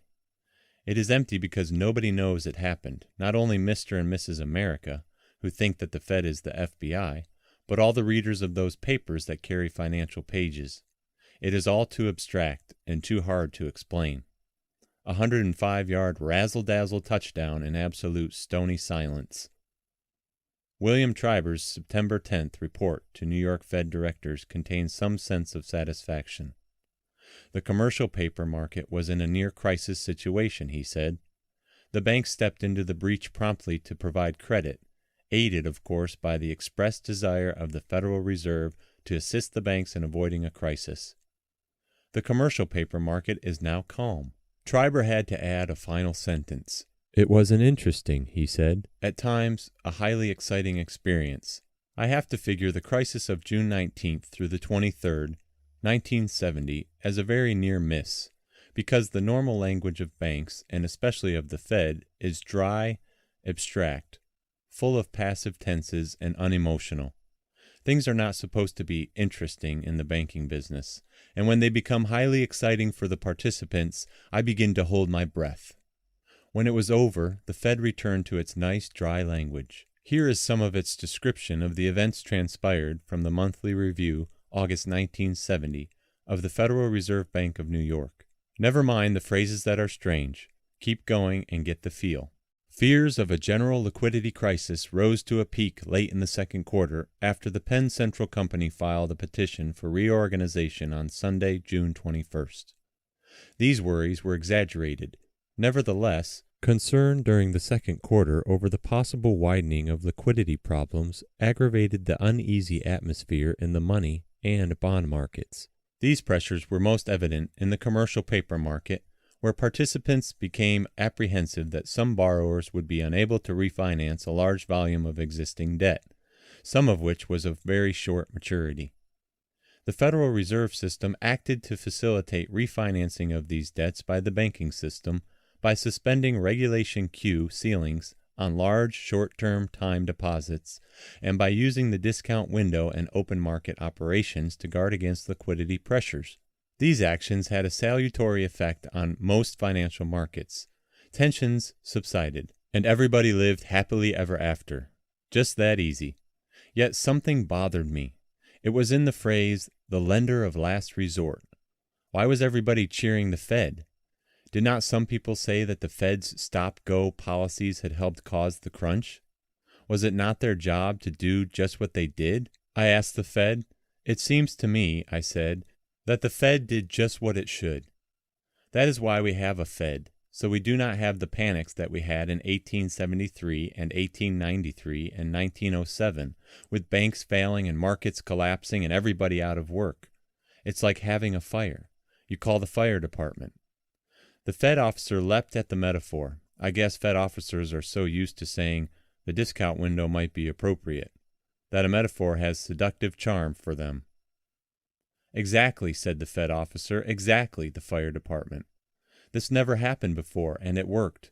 The engines and the hoses and the water pressure and the foam, it works, it all works. In time, as nobody else went busted, some confidence crept back into the commercial paper market. The demand for funds abated. The banks reduced their prime rate to 8%, then to 7.5%, then to 7%, and they built up their own liquidity. What could have been a crisis was over. And why is this drama relevant to understanding what went wrong in the stock market? Any investor has a choice. He can buy a stock or he can buy a bond. If bonds are yielding 2%, he may well figure he can do better in the stock market. If bonds are yielding 10%, he may just settle for that. If you are running a pension fund and all you need to supply the pensions is a return of 4.5%, and you can buy a telephone bond at 9%, you buy the telephone bond and play golf until you retire, for your job is over. When there isn't enough credit, people will bid up the price of money, and telephone bonds will sell at 9%.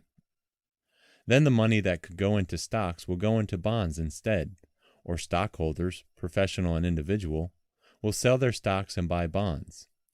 And that means that everybody who bought an 8% telephone bond at 100 finds it marked down to 97, when there is a new telephone bond at 100 that yields 9%.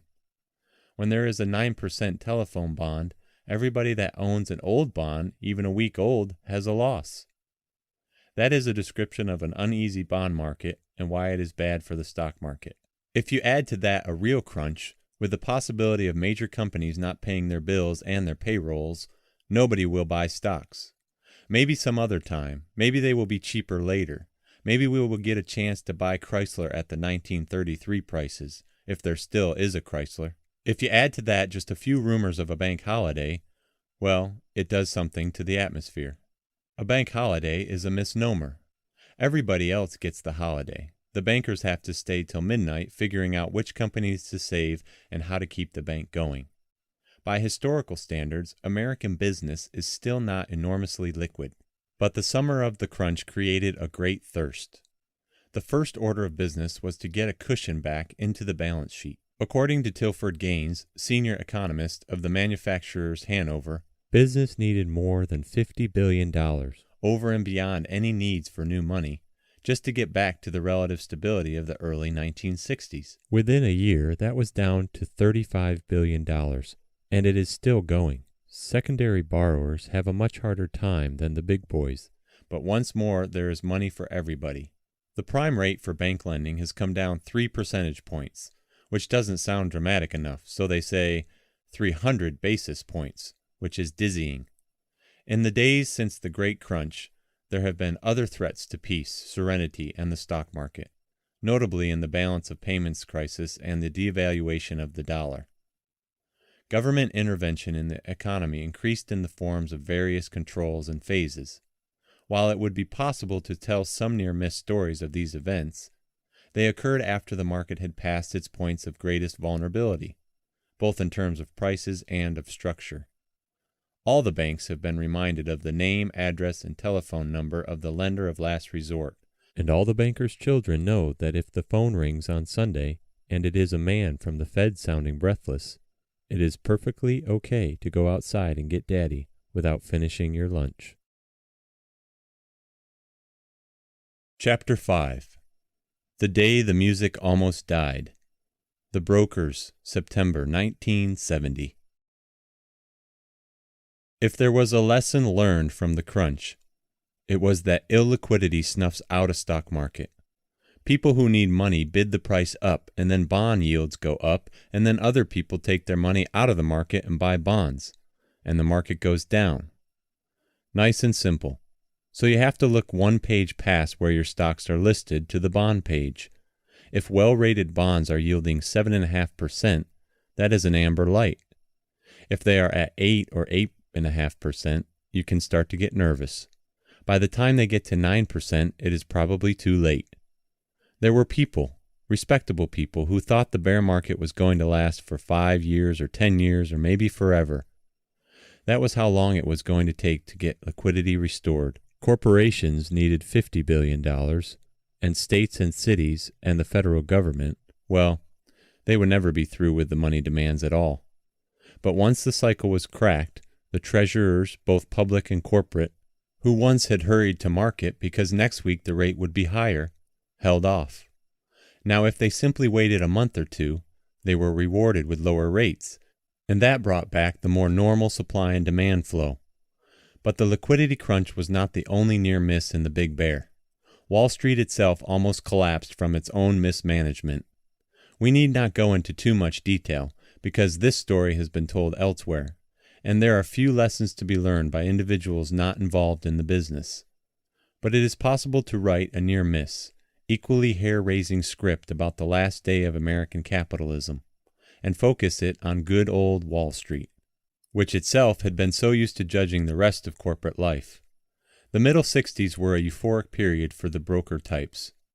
It should be said right away that some people kept their houses in order and did not get their names into the paper. And both of them are still happy. 120 firms went out of business. The center of this drama is a piece of paper, the stock certificate. In the old days, under the buttonwood tree, one knickerbocker would hand over the coins and the other would hold forth the piece of paper. That was in a time when all the trading was over by morning coffee time. A century and a half later, the mechanism was still the same. The people who got into trouble were the so-called retail brokerage houses. They dealt with the public, and the public was in the market. The name of the game was production, which meant writing tickets. To do that, you opened a new branch office, hired some new salesmen, bored housewives, failed accountants, drop-out aluminum pan salesmen, and told them to call everybody they knew with the hot new stock ideas. The ex-aluminum pan salesman's Aunt Mary and his lodge brothers opened accounts. The production went up, and the tickets went up. That was where the trouble started. For Wall Street, by and large, was like a beautiful fan-tailed Detroit Belchfire 8 with leather seats, remote control windows, color TV in the back seat, and under the hood, 6 perspiring squirrels running on a treadmill. The branch offices were equipped with beautiful quote machines, that great promotional device, the tape, now probably in orange symbols electronically flashing on a black background, and a Dow Jones ticker so demure it went clack, muffle, muffle, clack instead of takada takada. When the lodge brother bought a stock, the transaction would be recorded in the back room by a gentleman wearing gym shoes and a jacket indicating the freshman basketball team of Cardinal Hayes High School, who would lick his pencil as he recorded the trade. With such personnel, it was not uncommon to have mistakes. The securities, if they could be found, would be delivered to the brokerage firm by another gentleman in a Salvation Army overcoat, a 9-day growth of beard, and a certain air of Muscatel, California, 1973. Sometimes he would get where he was going, and sometimes he would not. Sometimes his parcel would get there with him, and sometimes it would not. Business was very good. You could walk into a teller's cage and walk out with securities. They were lying on the floor, on the tables, all over the place. Did not bad people then take the securities away and never bring them back? Yes, they did. In 1971, they took $500 million worth. Sometimes good people did too. It was commonly assumed that the mob was responsible for all the missing securities. It was very easy to put in your very own man. You could dress him in a Salvation Army overcoat if you wanted to get the securities that way, and you could dress him in Acne and a Cardinal Hayes leather sweater if you wanted them that way. If you wanted to move him up one step in sophistication, you put a man in the clerical department as the bank transfer agent, or in some other record-keeping capacity, and then nobody could figure out the records. One step up from that, you took the securities to a country bank in Limburger, Ohio, put them up as collateral, took out a loan, and then simply left them there forever. Why not? Not your stocks. One operator, known as the paper hanger, told Congress just how to do it. I was having a drink one evening with the governor of the stock exchange who had worked very long and hard hours on the problems. The mafia couldn't possibly have stolen that much money, he said. Good people had to steal too. The temptation was too great. The FBI, the other Fed, apprehended some bad people and located some missing securities. To wit, some 3,400 shares of IBM belonging to a well-known brokerage firm. Plucky public servants that they are, they called up the firm and told them to be happy. Their IBM was found. We're not missing any IBM, they were told. Months later, when the records were a bit more straight, the firm sheepishly asked the FBI if it could have the IBM back. The FBI said yes. It is not recorded what else they said. Not all the securities, of course, were stolen. Many were not there in the first place. They were clerical errors. In fact, most of the discrepancies probably belong in the bookkeeping category. Firms lost physical control of the pieces of paper. But if you think I'm kidding, I recommend to you 2 splendid documents. One is the review of SEC records of the demise of selected broker-dealers, the report of the Securities Subcommittee of the House Committee on Interstate and Foreign Commerce. The other is the study of unsafe and unsound practices, done by the Securities and Exchange Commission in conjunction with Section 11H of the Securities Investor Protection Act of 1970. I particularly recommend the transmittal letter of the Chairman of the Securities and Exchange Commission to the President of the Senate and the Speaker of the House, dated December 28, 1971. Here is one pithy summary. This statute was enacted against a backdrop of the most prolonged and severe crisis in the securities industry in 40 years. Widespread failures of broker-dealer firms and concern for the funds of their customers had followed a prolonged period of easy business. Rising brokerage income and rising security prices had produced a general euphoria. In this mood, expansion of sales effort and overhead had not been properly supported by more capital and stronger back-office effort. A veritable explosion in trading volume clogged an inadequate machinery for the control and delivery of securities. Failures to deliver securities and to make payment ricocheted through the industry, and firms lost control of their records and of the securities in their possession or charged to them. Operation conditions deteriorated so severely that securities markets were required to cease trading one day each week at one point, and later to limit daily trading hours. The chairman of the SEC had a very strong sentence to conclude that paragraph. Those conditions, he wrote, should not be allowed to recur. Why was the record-keeping so fouled up? Among other reasons, there is a simple sociological one. In times of prosperity, stockbroking is a prestige profession. You get to talk on the phone, sound important, know what's going on, and play with expensive electronic gadgets. Underwriting companies is even more prestigious. Being a partner of a firm is best of all. You get to order a splendid new office with books by the yard and a special shower off the men's room, or, if it is an older firm, an appropriate antique roll-top desk. From there you talk to the giants of capitalism. It is not very prestigious to keep records, match up certificates, or in general do the dreary housekeeping known as back office. So nobody wanted to be the partner in charge of dishwashing, and in many cases, nobody was. Once the troubles started, all the business school type partners knew exactly what to do. They tell you that at business school. If you have a problem, you call in an outside consultant, Arthur D. Little or McKinsey or Booz, Allen, Hamilton, or one of the computer software people. The consultant says it is lucky you called. Your communication techniques are obsolete. Your record keeping is archaic. How can you expect to conduct a 20th century business with 18th century record keeping? What you need is an IBM 36020 computer system at $5,000 a month and some staff to go with it. You are relieved. You have made the right executive decision. At business school, they told you you would have to use a computer. That is, when your firm goes busted, the computer follows up. I refer you to SEC Chairman Casey's points 8 and 9 in the transmittal letter referred to above. 8. New and expensive technologies were hastily brought to bear on the paperwork problem without adequate preparation, analysis of cost, or mastery of technical requirements. 9. Records were put on computers without maintaining the old records for safety until the computer operation proved itself. Of course you threw the old records away. The computer people told you everything was fine now, didn't they? A sociologist came downtown and found that the computer people wouldn't talk to the securities people. The securities people wore wide ties, and the computer people wore narrow ties. The securities people lived in Manhattan or commuted from the suburbs, and the computer people lived in Brooklyn and took the subway. If Jonathan Swift had written a story about a war between the people who thought you should tap the little end of the egg first and those who thought the big end should be first, everybody would think it was a fable by some crackpot who had a strange attitude toward Irish children anyway.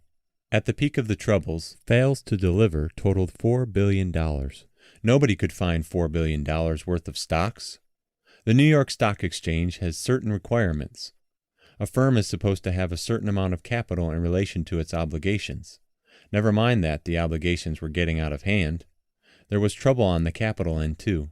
If you had put capital into Wall Street firm, you could take it out sometimes in 90 days, sometimes in a year. Few other businesses have such an ease of exit.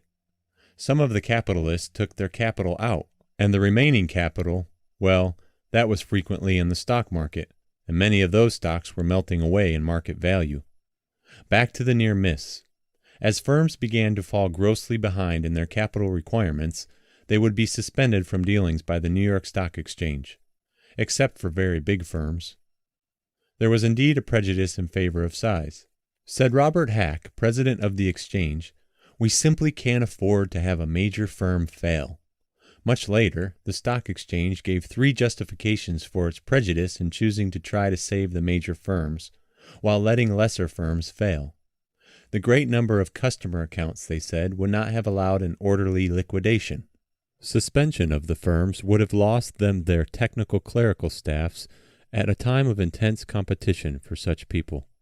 And the announcement of a suspension of a major firm might cause a run on all brokers, even ones in good shape, by worried customers. The stock exchange had established a trust fund early in the 60s.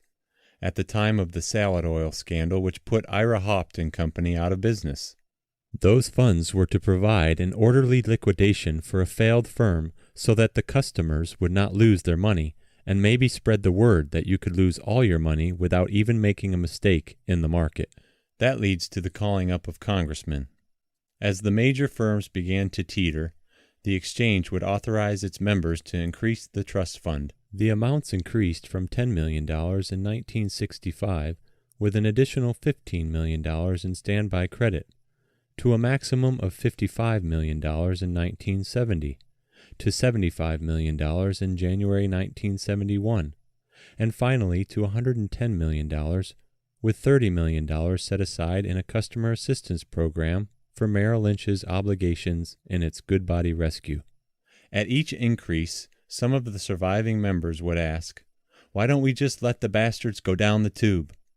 And Felix Rohatyn, a soft-spoken governor of the exchange, a merger specialist from Lazard Freres, who had bought a number of companies for ITT, would say, "That is not an acceptable risk."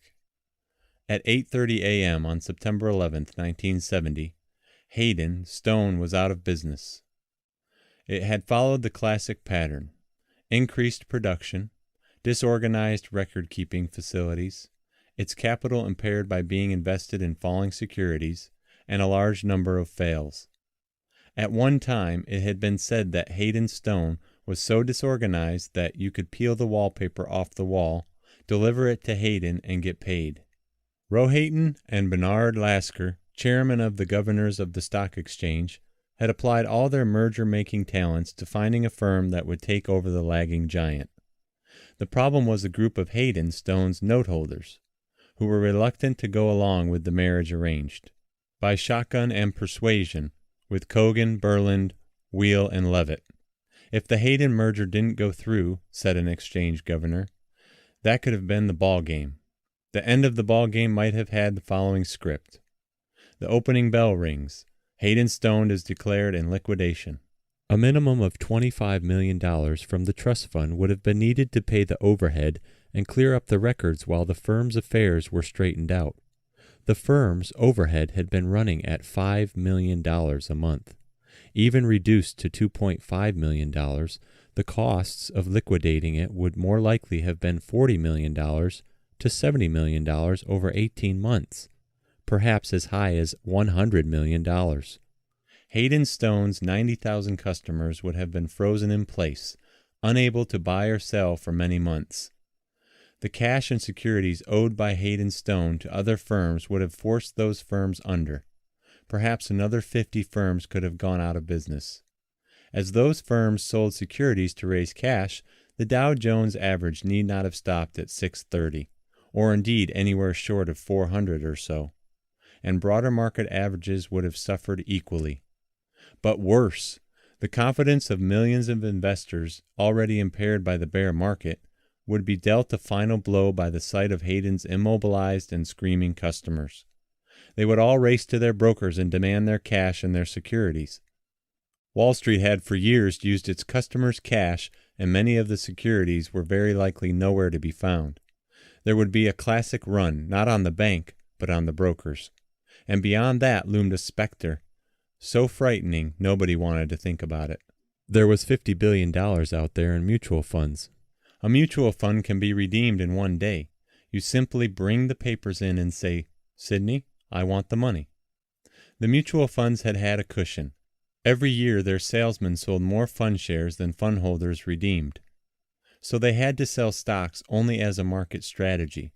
If they thought the market was going down, they might want 10% in cash. If they thought it was going up, they might want to be fully invested. Statistics show, parenthetically, that is what they did when they thought those thoughts, but the market generally went the other way, rather perversely. They did not sell stocks to give cash back to worried redeemers. What if the holders of mutual funds got scared and started to cash in? Already 50 brokers were going out of business. Hundreds of thousands of accounts were tied up. A run on the brokers was going on. Brokers were selling stocks to beef up their capital accounts, and now, what if the mutual funds were forced into sales to raise cash to pay off nervous redeemers of their shares? To whom would they sell their stocks? I thought about that a lot, said my friend who was the exchange governor. We would have had to close the exchange. Close the New York Stock Exchange, I said. What happens then? I don't know, because it's never happened like that, he said. But certainly you would have the government step in, and when the exchange finally reopened, things would be very, very different. Maybe like the Yugoslavia Stock Exchange, I suggested. Maybe, he said. At 8:30 a.m. on September 11th, 1970, the script was 90 minutes away from the bomb in the suitcase. To get Hayden Stone merged safely away took the approval of 108 note holders of the company.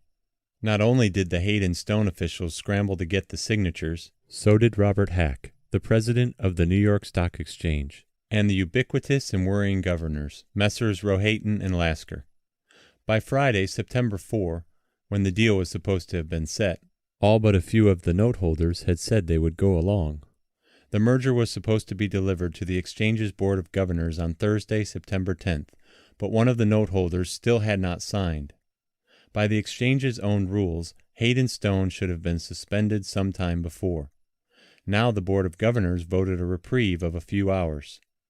The holdout was an Oklahoma City businessman named Jack Golson, who had put $1.5 million into the firm only the previous March, believing, he said, that the firm's statements were up to date and that the New York Stock Exchange would not have allowed him to invest in a firm that was about to go busted. Golson said he'd rather go into liquidation. Maybe the tax consequences were better, and anyway, he was tired of being pushed around.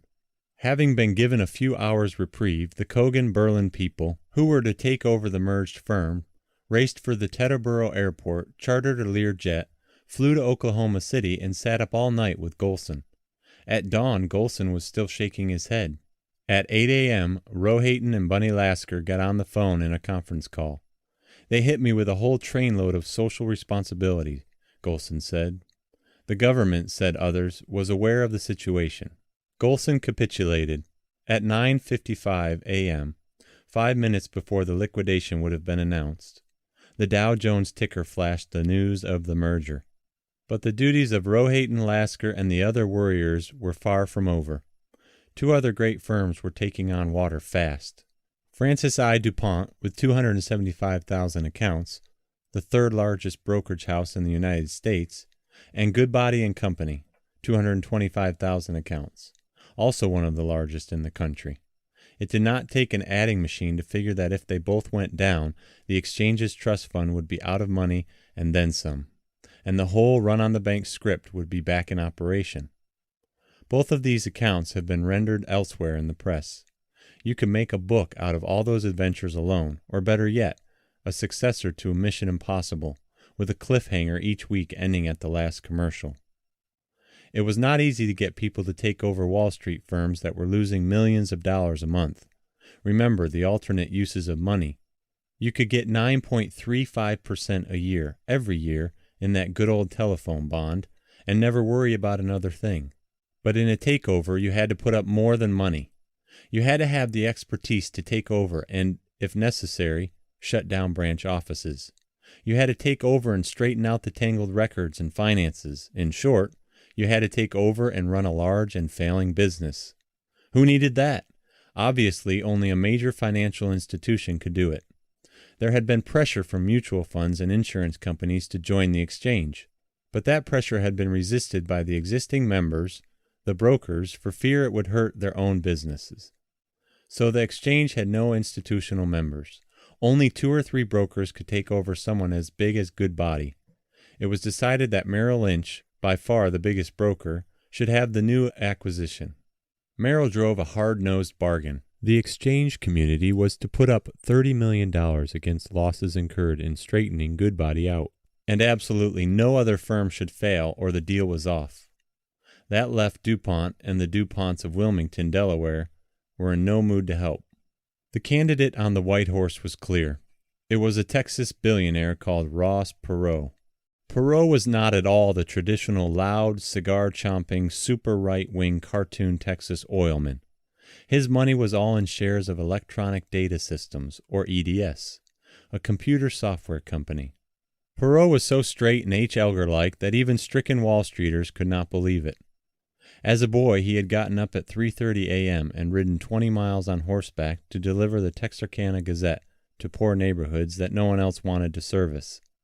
He was an honors graduate of the Naval Academy.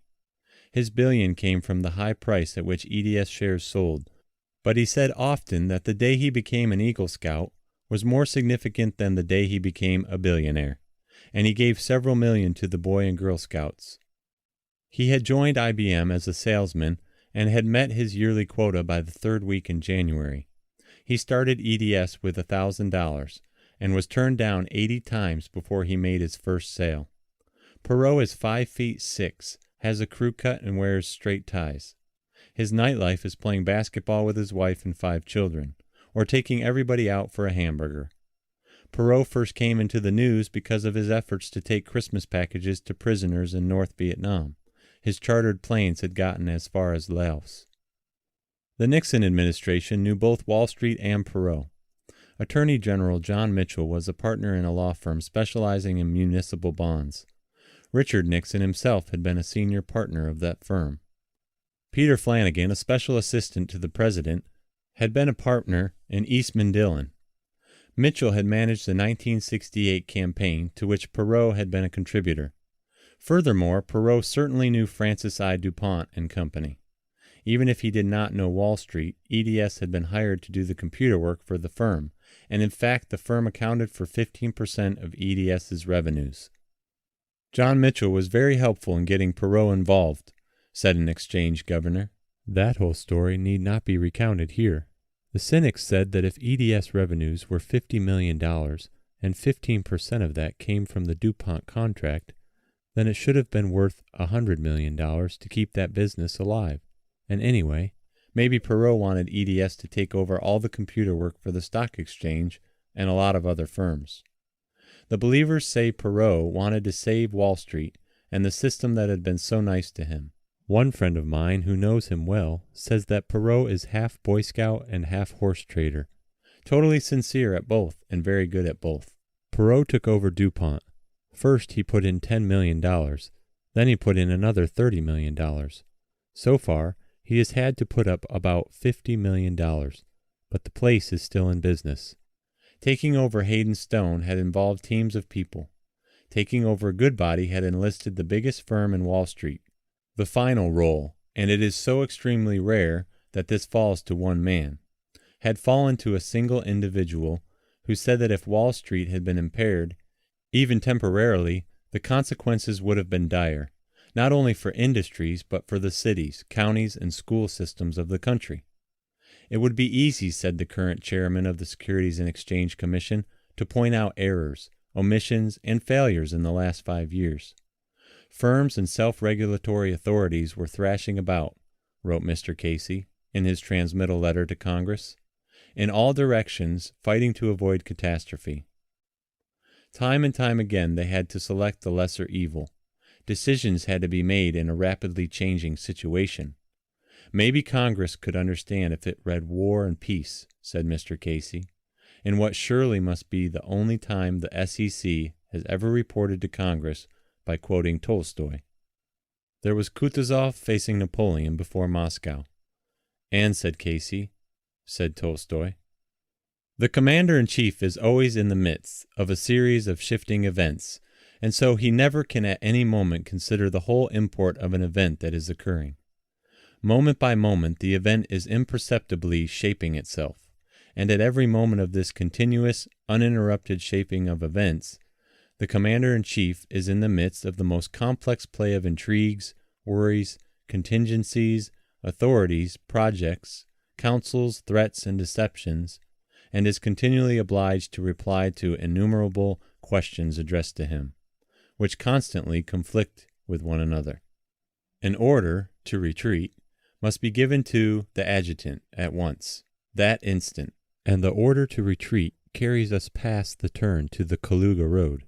And after the adjutant comes the commissary general asking where the stores are to be taken, and the chief of the hospitals asks where the wounded are to go.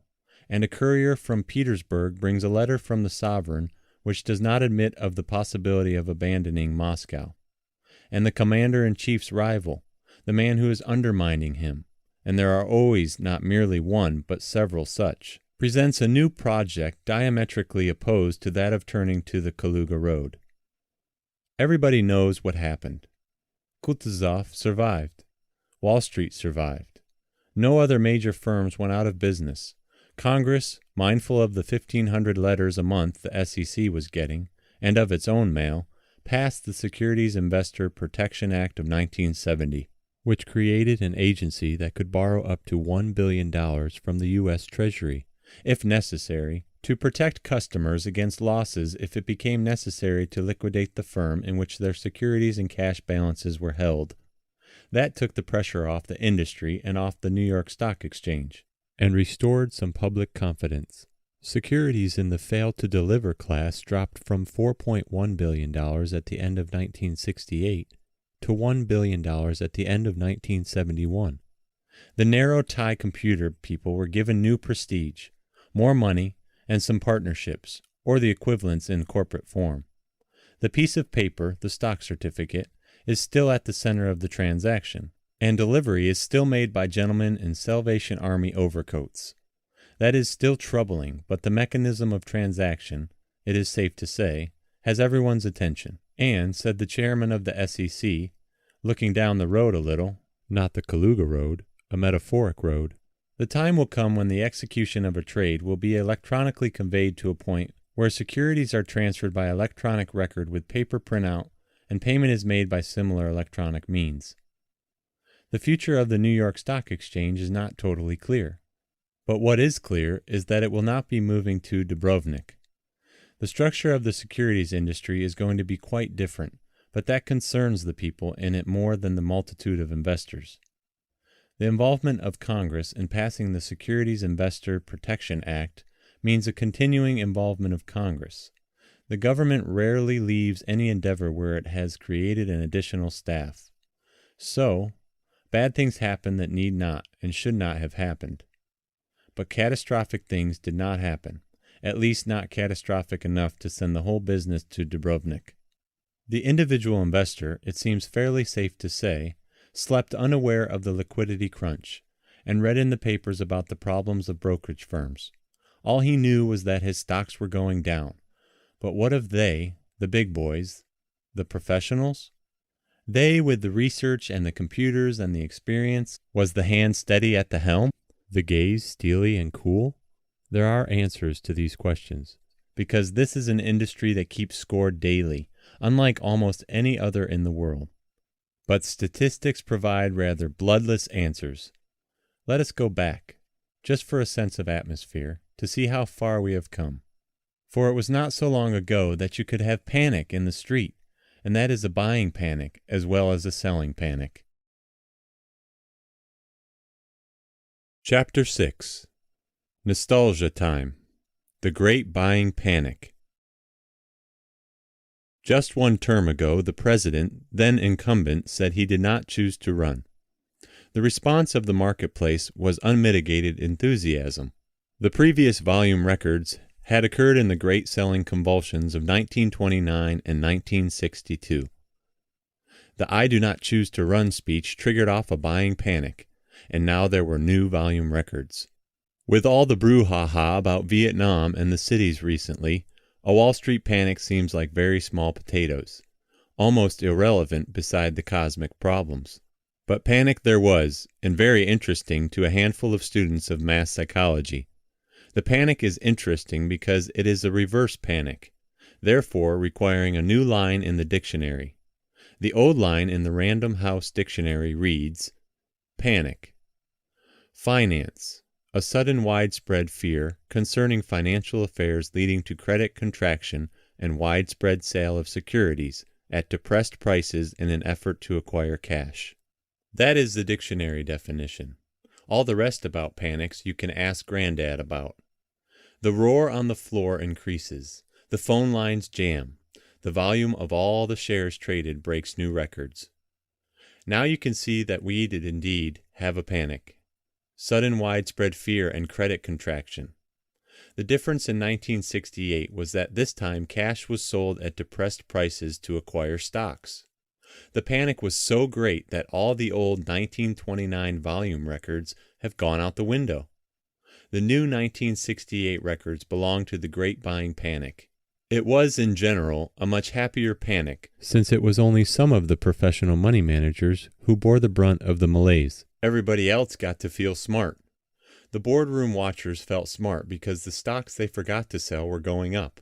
And downtown, the brokers felt like absolute geniuses because they all met their 1975 profit projections 8 years ahead of time. And any industry that far ahead of its projections must be populated by geniuses indeed. The president did not choose to run, and peace is bullish. Are the causal relationships that simple? I happened to be having breakfast on April 1, the morning the panic began, with poor Grenville.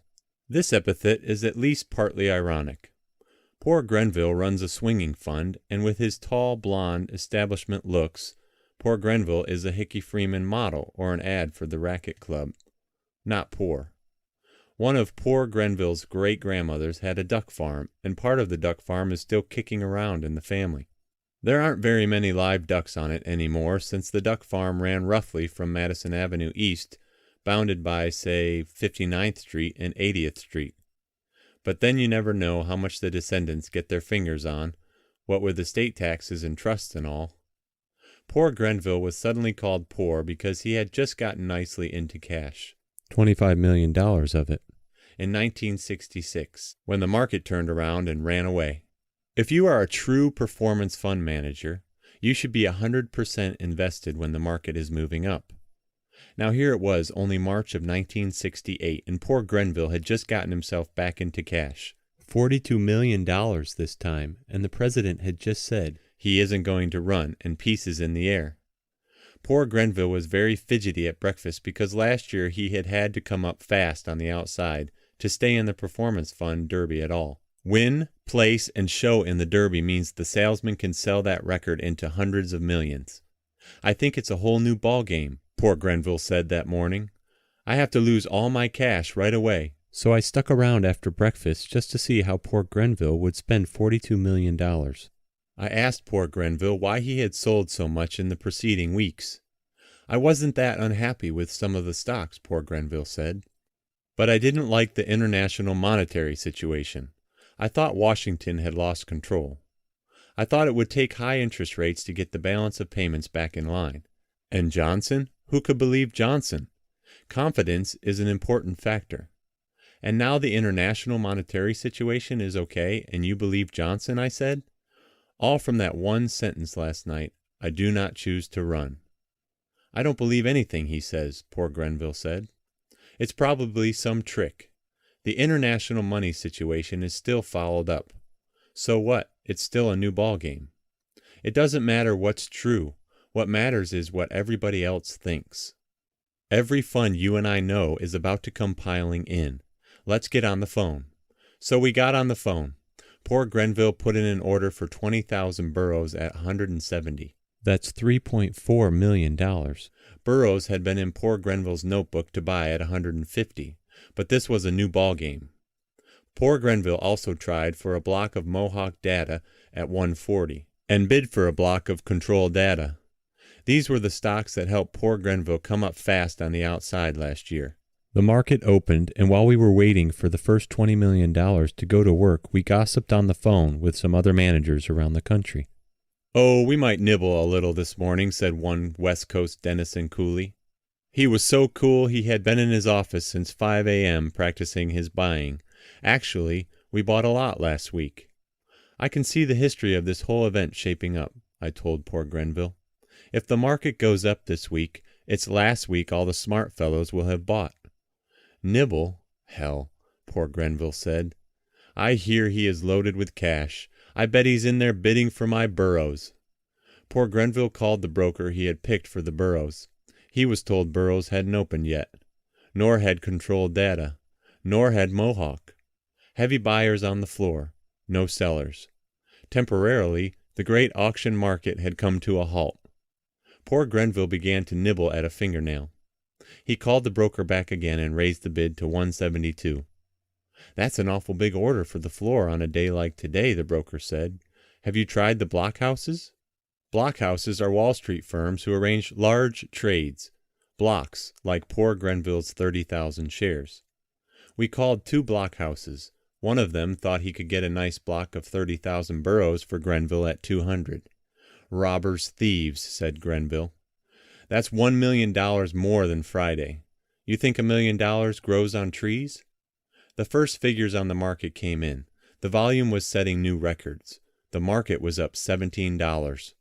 Look at them all piling in, the greedy bastards, poor Grenville said. The Burros broker called back. Burros was trading at 184. It had opened on a large gap, which is to say it did not go up a neat point or two at a time, but simply started a whole 15 points or so higher than it had last closed. Idiots, poor Grenville said. Do they think peace comes overnight? Don't they know the Korean War went on for 2 years after the talks started? Okay, I'll take it at 184. The broker said he would call back, and in a few minutes he did. How much did I get at 184? Poor Grenville wanted to know. You didn't get any, the broker said. Burros is 189. Madness, poor Grenville said. See if you can't get it at 188. Poor Grenville had researched Burros, had worried over when the computer operation would become profitable, had even tried out one of the new electric accounting machines. He had carefully considered what he wanted to pay for it. Now, in 2 hours, he had raised his bid on the Burros from 150 to 170 to 172 to 184 to 188, and he still didn't have any. He called the broker back. How much Burros do I have now? He asked. You don't have any, the broker said. Burros is 191. It was lunchtime. We sent for sandwiches. The volume was setting records every minute. The lights on the phones flashed every 30 seconds. Poor Grenville's Mohawk and control data were way over his bids, too. My God, poor Grenville said. It's 12:30 and I still have $42 million in cash. It was true. Poor Grenville had been chasing his favorites, but they had outrun him. He had yet to buy a share. This market has come too far too fast, poor Grenville said. We'll pick some things up on the reaction. There's bound to be some profit-taking. There was a reaction, about 1:30. It lasted about 3 minutes. Poor Grenville missed it because he was eating his bacon, lettuce, and tomato. And anyway, a 3-minute sinking spell doesn't do you much good when you have $42 million to spend. Now poor Grenville was beginning to clutch. Every fund in the country is going to be up 3% today, he said. They're going to be up 8% for the week. Within 2 weeks they'll be up 15%, and I'll still have this lousy damn $42 million. Poor Grenville wrote $42 million on a notepad and stared at it, hating it. I've got it, he said. Let's buy what the hedge funds are short. Hedge funds, as you may know, try both sides of the market. They increase their leverage by selling some stocks short while they buy others. In a big upswing, obviously, they would have to buy back what they had sold. It took us about 5 phone calls to find out where there were some blocks short. Now we could make them suffer a bit by buying those stocks we knew they would have to be buying. We called up one hedge fund just to chat. The hedge fund was paranoid. It pulled up its drawbridge and poured boiling oil over the ramparts. It had troubles of its own. The volume was still setting new records. A friend of mine is buying a sheep farm, poor Grenville sighed. That would be a much more peaceful and productive way to make a living. With your timing, I said, you would sell all the sheep just as everybody was about to go long, lamb chops. We have to buy something, poor Grenville said. I can't just sit here and cash. I'm going to look stupid. They'll throw me out of the Performance Fund Union. Get on the phone and collect some stories. We'll buy stories. It doesn't take long to collect stories. A story goes, I hear XYZ is going to earn $4, but the street doesn't realize it yet. Never mind why. Tomorrow, there will be no more stocks for sale. So we bought and we bought and we bought. The phones rang and the hold buttons were pushed and there was general tumult. At the end of the day, I was helping poor Grenville go through some of the tickets in the snowstorm on the floor. There were tickets for stocks poor Grenville had never thought of. The only ones missing were the ones he had been chasing, his friendly high flyers, Burros, Control Data, and Mohawk. What the hell's this, he said. Union Carbide, an old granddaddy company? Are you out of your mind? 100,000 shares of Union Carbide? 100,000 shares of Union Carbide is a nice block, about $4 million. I didn't buy any Union Carbide, I said. I put that guy on the hold button. I thought you talked to him. There were 4 phones ringing. I never bought any carbide, poor Grenville said. I would never buy a tired old mother like carbide. Well, I didn't buy it either, I said. We stared at each other, and then at a smudged, penciled slip. It followed us home, poor Grenville said. What the hell? Just go out and get it some warm milk and a blanket. The next day, a New York Times reporter called poor Grenville to check on the block. Poor Grenville learns fast, and he was ready. Our fund, he said, did not follow the mass panic into such high flyers as Burroughs and Control Data. In these times of turmoil, we are seeking value. Union Carbide, for example, whose additions to net plant make it attractive. We believe, after exhaustive research, that the chemicals are ready to turn. Next thing you know, Newsweek was about to quote poor Grenville on value in these troubled times. 4 more funds bought carbide. Grenville, the statesman. The headlines make causal relationships. Market spurred by peace hopes. Market rises on booming economy. But the real impulse behind the buying panic was not in the headlines.